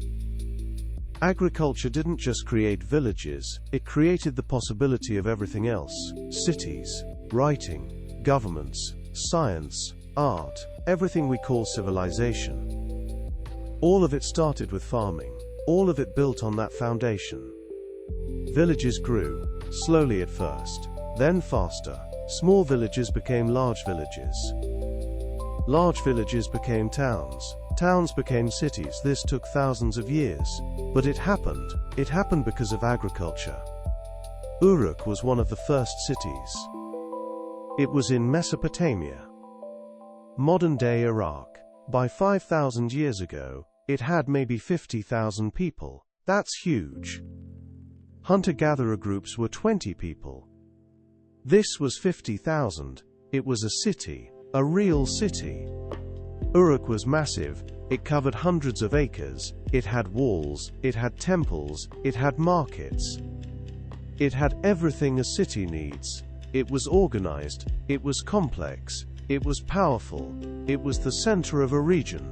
It controlled trade, it controlled resources, it was civilization. The city was built on agriculture. The surrounding farms fed it. The surplus grain supported it. Without farming, Uruk couldn't exist. It was too big, too complex. Too many people. Agriculture made it possible. Agriculture created it. Memphis was another early city. In Egypt, it was the capital, the center of power. It was fed by the Nile Valley, the most fertile land in the world. The river flooded every year. It brought nutrients. It made the soil rich. It made farming productive. It made cities possible. These early cities were experiments. Experiments in living together, in organizing large groups, in managing resources. Some succeeded. Some failed. But the ones that succeeded grew. They became models. They became templates. They showed what was possible. What made cities possible? Surplus food. That's the key. Farmers could grow more food than they needed. This surplus fed people who weren't farmers. Potters, weavers, builders, traders, priests, leaders, specialists of all kinds. Economists have calculated the numbers. A hunter-gatherer needs to find food every day. They can't support non-food producers. But a farmer can grow enough for several people. This creates surplus. This creates specialization. This creates cities. The math is simple, but its effects were profound.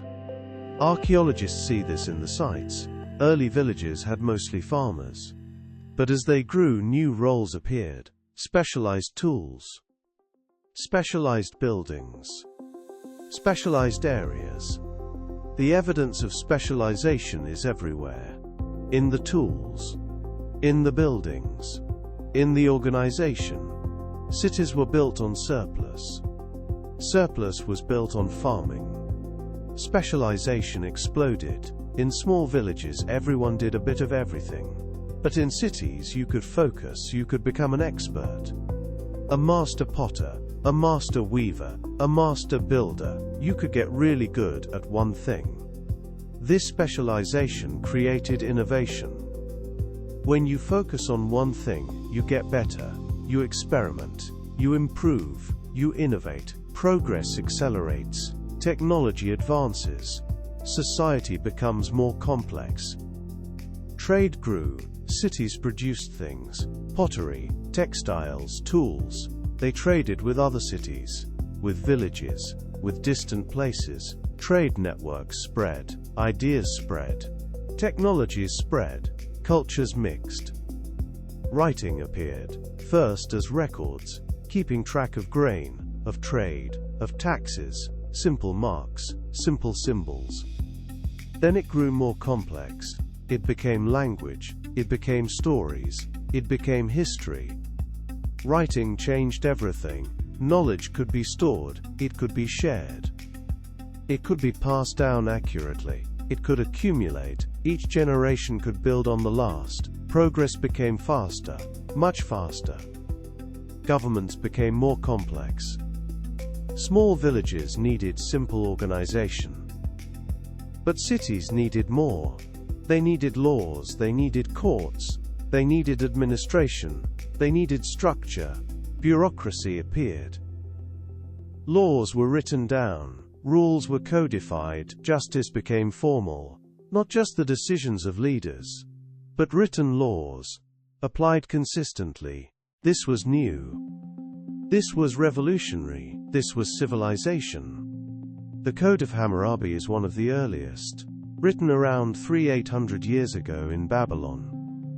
It has 282 laws, written on a stone pillar. It covers everything: trade, property, family, crime, punishment. It shows how complex society had become, how much organization was needed, how farming had created a new world. Archaeologists have found many law codes from this time. They're all similar. They all deal with the same problems: property disputes, trade conflicts, family matters. These were the problems of settled life, of farming communities, of civilization. Laws solved them, writing preserved them, agriculture made them necessary. Infrastructure appeared: roads, bridges, canals, aqueducts, public buildings, temples, palaces. These required planning, they required engineering, they required organization, they required civilization. The first roads connected villages, then towns, then cities. They allowed trade, they allowed armies to move, they allowed ideas to spread. Roads were the first networks, the first connections, the first infrastructure. Canals were even more impressive. They brought water to fields, they drained swamps, they connected rivers. They required enormous effort, thousands of people, years of work, but they made farming possible in new places. They made cities possible. They made civilization possible. Archaeologists have found these ancient canals in Mesopotamia, in Egypt, in China. They're still visible, still impressive. They show what was possible, what farming made possible, what organization created. Art flourished. With specialization came artists, people who created for beauty, not just for function. Sculpture, painting, music, literature. Art became sophisticated. It became valued. It became culture. The first art was practical: decorated pottery, carved tools, painted walls. But it was still art. It showed skill. It showed creativity. It showed that people had time to make things beautiful, time to express themselves.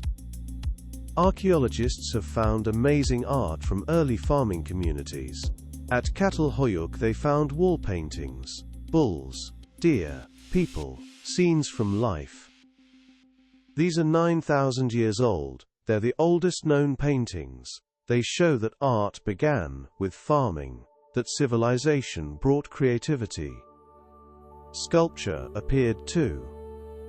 Carved figures, made of stone, made of clay, made of bone. They show people, animals, gods.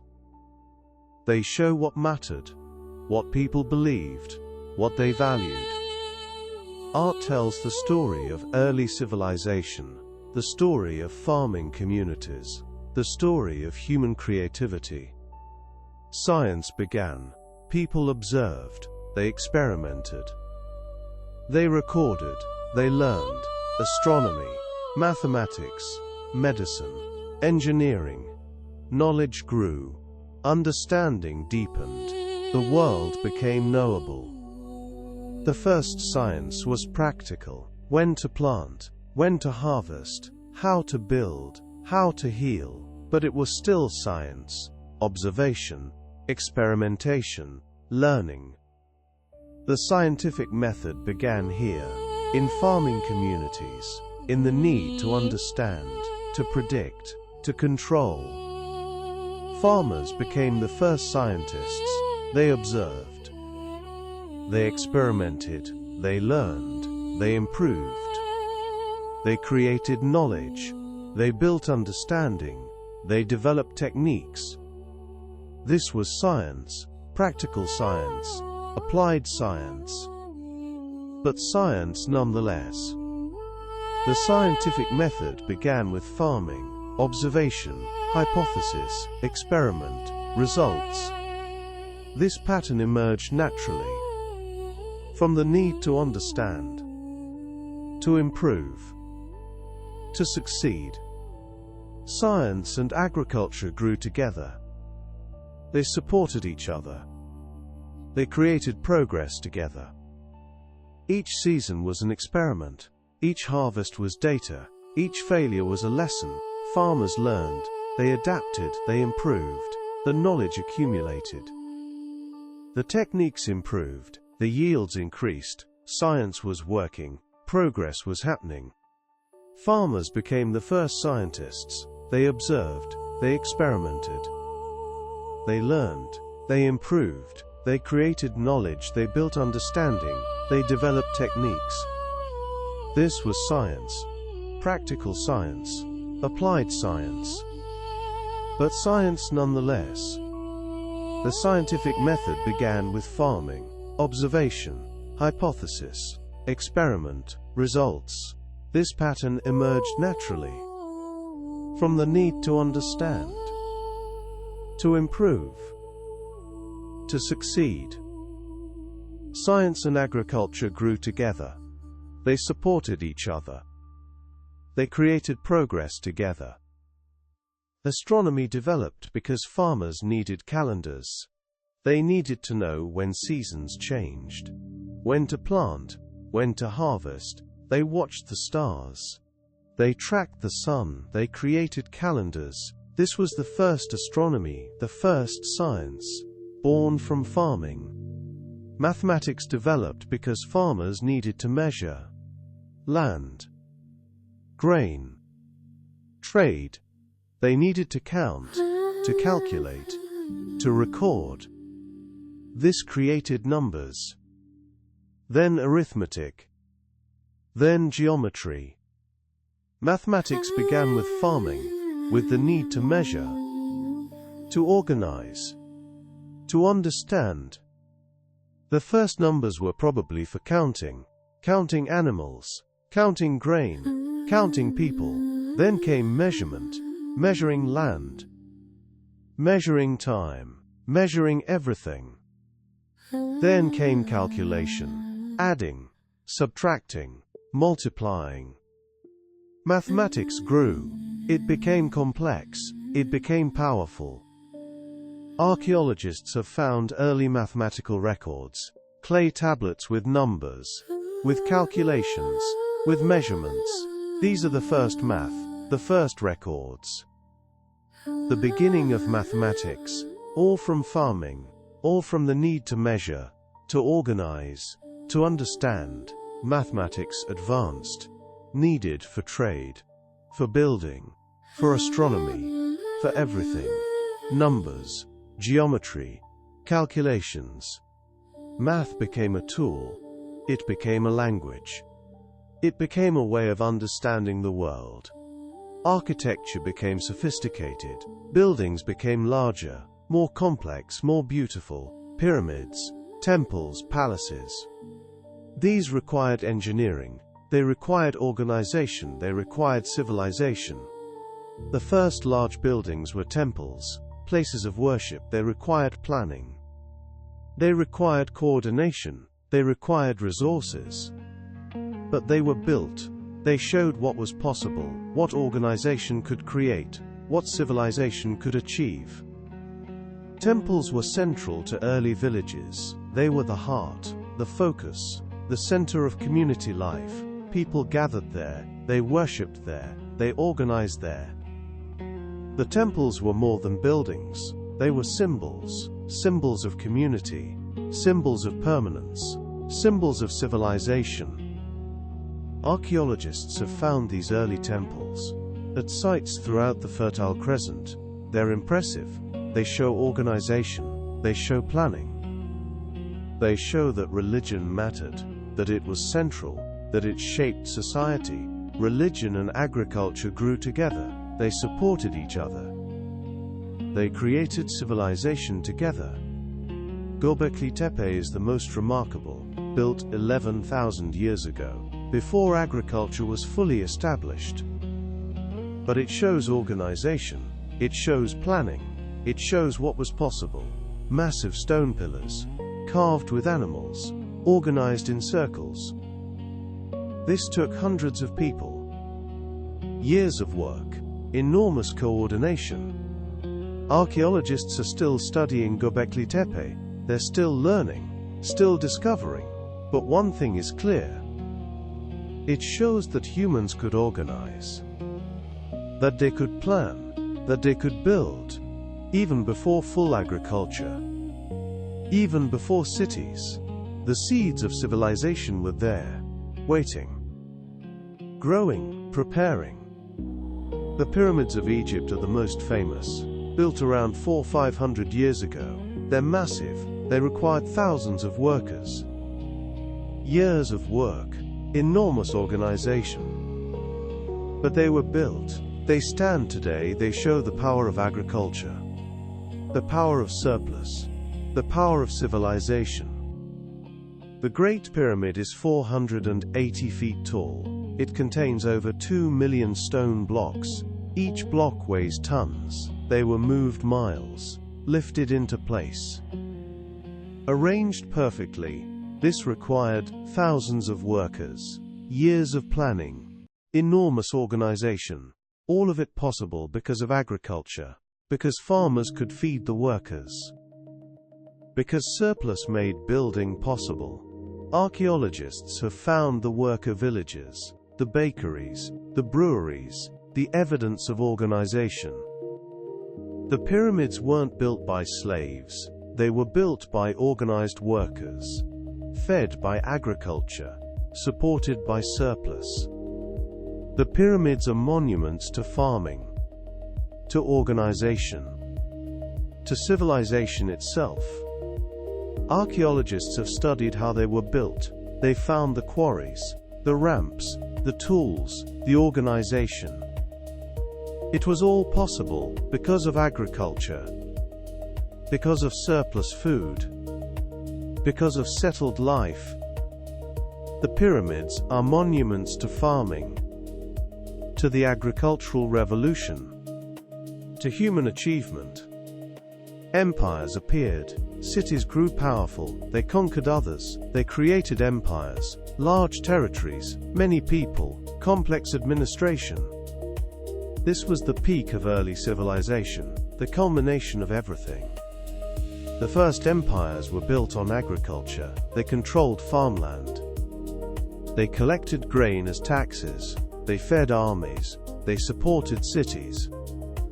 Agriculture made empires possible. Without farming, there would be no empires, no large states, no complex administration. The Akkadian Empire collected grain as taxes. They stored it, they distributed it, they used it to feed armies, to support cities, to maintain power. Grain was wealth, grain was power, grain was the foundation of empire. Archaeologists have found the tax records, clay tablets, lists of grain, lists of taxes, lists of people. The administration was complex. It required writing. It required organization. It required agriculture. Everything connected. Everything built on farming. Everything depended on surplus grain. The Akkadian Empire was one of the first. Around 300 years ago, it controlled Mesopotamia. It had thousands of square miles, hundreds of thousands of people. It was all built on farming, on surplus grain, on organized agriculture. The empire was agriculture made large, agriculture made powerful. Archaeologists have found the records, clay tablets, lists of grain, lists of taxes, lists of people. The administration was complex. It required writing. It required organization. It required agriculture. Everything connected, everything built on farming. But it all started with farming. Without agriculture, none of this would exist. No surplus, no specialization, no cities, no writing, no governments, no science, no art, no civilization. Agriculture was the foundation. Every civilization that has ever existed was built on agriculture.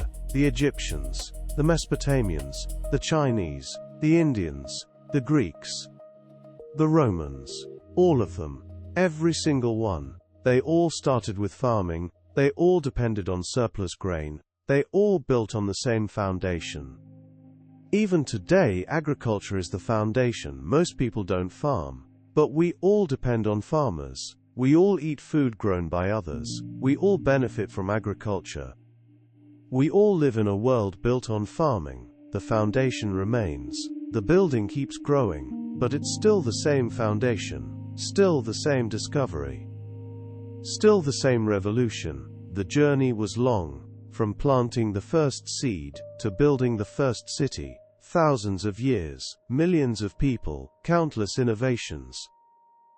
But it all started with that simple observation: seeds fall, plants grow. What if we could control that? The timeline is remarkable.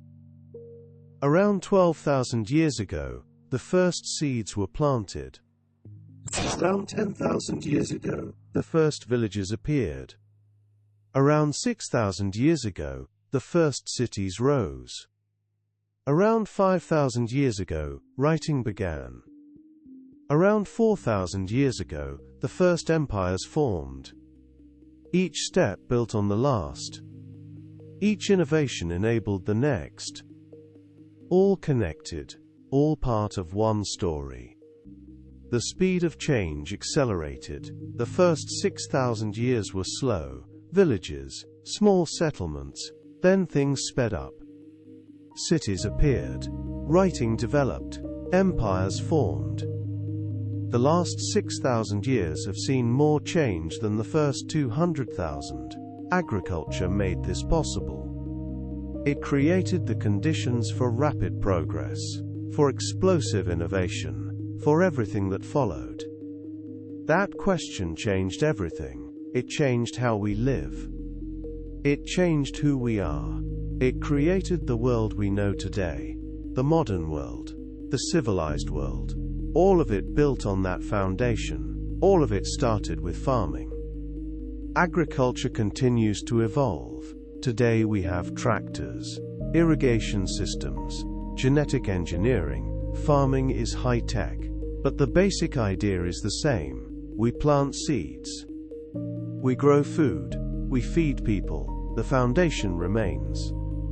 Most people today are fed by farmers. A small percentage of people grow food for everyone else. This allows the rest of us to do other things, to specialize, to innovate, to create. This is the gift of agriculture. The agricultural revolution never ended. It continues. We're still improving, still innovating, still finding new ways to grow food, to feed more people, to do it better. The revolution goes on. Today, agriculture feeds 8 billion people. That's incredible. From those first few seeds to feeding the entire world, the scale is enormous. The achievement is remarkable, and it all started with observation, with curiosity, with courage, with that simple question: what if we could make plants grow where we want them to? Modern agriculture is high-tech. Tractors, irrigation, genetic engineering. But the basic idea remains. We plant seeds, we grow food, we feed people. The foundation is the same. The building keeps growing. But it's still the same foundation, still the same discovery, still the same revolution. But we also face challenges: environmental damage, climate change, soil depletion, water scarcity. The problems agriculture created are still with us. We're still dealing with them, still trying to solve them. The future of agriculture is uncertain, but one thing is clear: agriculture will continue to evolve. It will continue to change. It will continue to shape our world. The foundation remains, but the building keeps growing. Scientists are working on new techniques, better crops, more efficient methods, sustainable practices. The challenges are real, but so are the solutions. Agriculture will adapt, it will evolve, it will continue. The revolution never ends. It just keeps growing, keeps improving, keeps feeding the world. The story of agriculture is the story of human innovation, of curiosity, of courage, of persistence. It's the story of how we learn to work with nature, to shape our environment, to create our world. And that story continues. Every day, every season, every harvest. From that first seed planted 12,000 years ago, to the complex world of today, from that simple observation to the civilization we know, the journey has been long. The changes have been profound, and it all started with someone noticing, someone trying, someone planting a seed. The story of agriculture is the story of human innovation, of curiosity, of courage, of persistence.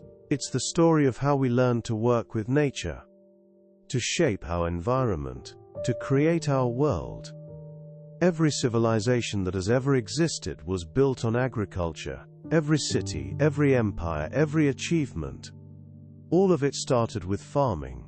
All of it depended on the ability to grow food, to feed people, to create surplus. The agricultural revolution continues today.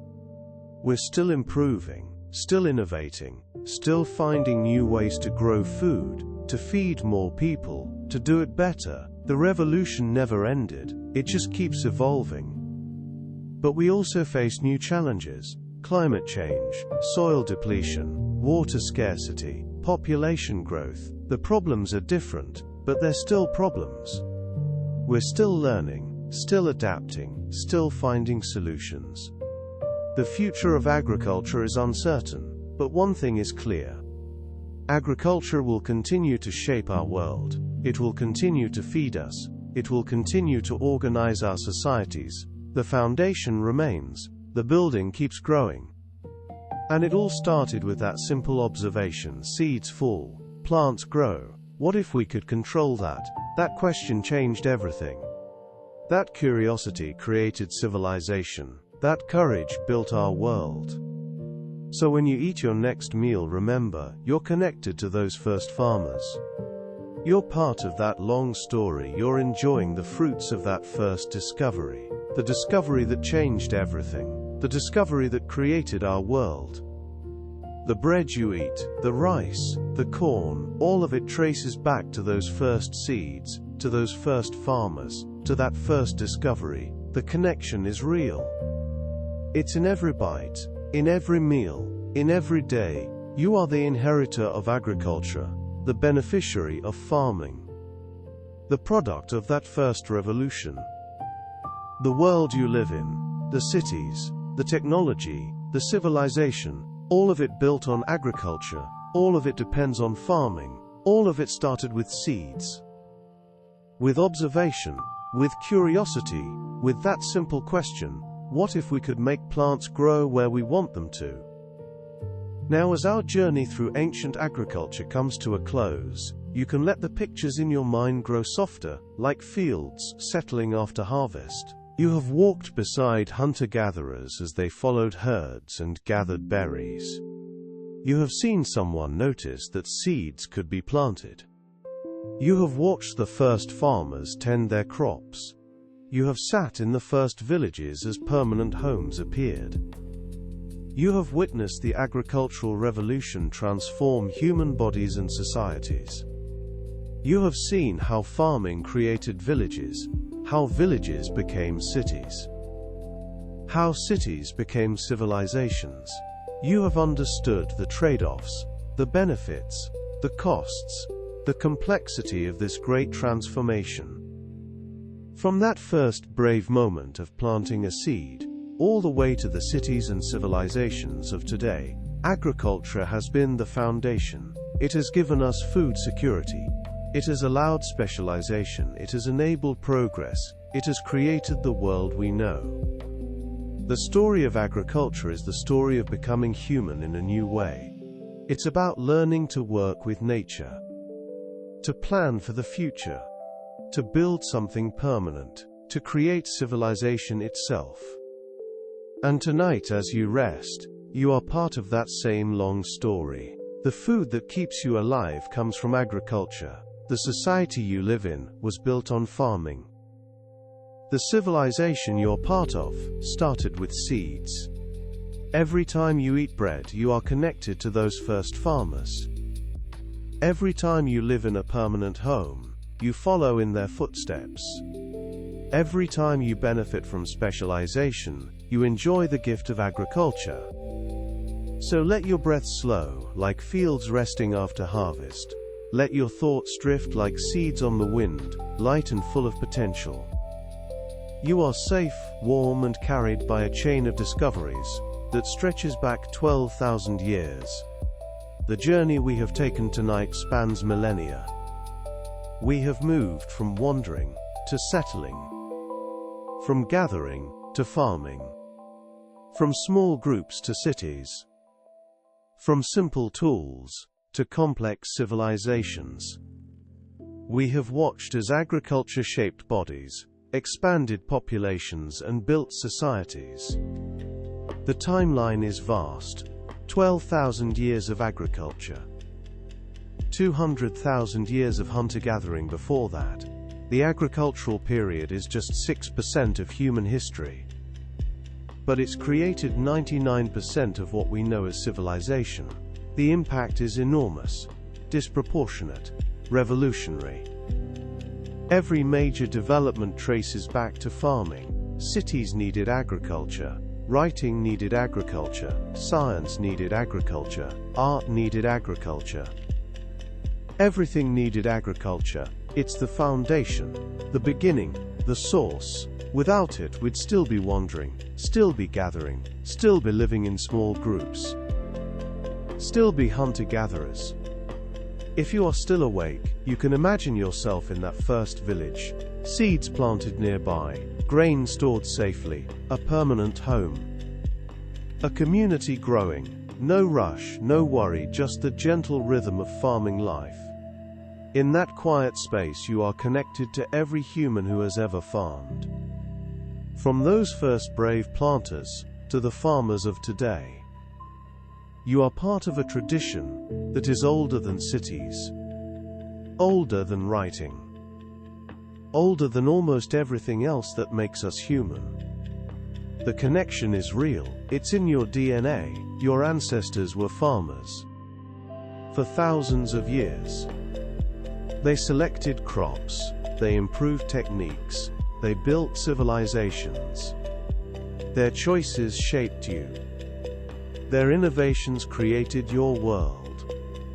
You are the inheritor of their work, the beneficiary of their discovery.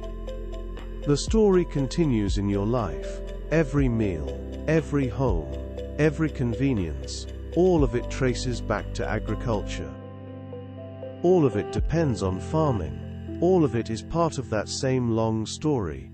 The story that started 12,000 years ago. The story that continues today. The story that will continue tomorrow. Thank you for joining me on this sleepy journey through the story of agriculture. If these calm explorations help you unwind or keep your mind company as you drift off, you are always welcome to return, one peaceful story at a time. The story of agriculture is not finished. It continues every time someone plants a seed, every time a field is harvested, every time a new farming technique is discovered. Agriculture is still teaching us, still shaping us, still feeding us. For now, you can let the last thoughts fade, close your eyes, and rest. The seeds of human civilization will keep growing, long after you drift off to sleep. They have been growing for 12,000 years, and they will keep growing for generations to come. You are part of that growth, part of that story, part of that long, patient transformation. As you drift off, think about this. Every meal you eat connects you to those first farmers. Every home you live in follows their pattern. Every society you're part of was built on their foundation. You are the inheritor of that first discovery, that first experiment, that first seed planted in the ground. The story continues. Agriculture evolves, new techniques, new crops, new technologies. But the basic idea remains: we plant seeds. We grow food, we feed people, we build civilizations. The foundation is the same, the building keeps growing. And somewhere, right now, someone is noticing something. Someone is trying something new, someone is planting a seed. The revolution continues, the story goes on, the transformation never ends. So rest well. Dream of fields of grain, of villages growing, of civilizations rising, of the long patient journey from seeds to cities, of the simple observation that changed everything, of the courage to try something new, of the curiosity that built our world. The agricultural revolution is your story, it's our story, it's the human story. A story of observation, of experimentation, of adaptation, of progress. A story that started 12,000 years ago. A story that continues today. A story that will continue tomorrow. Good night.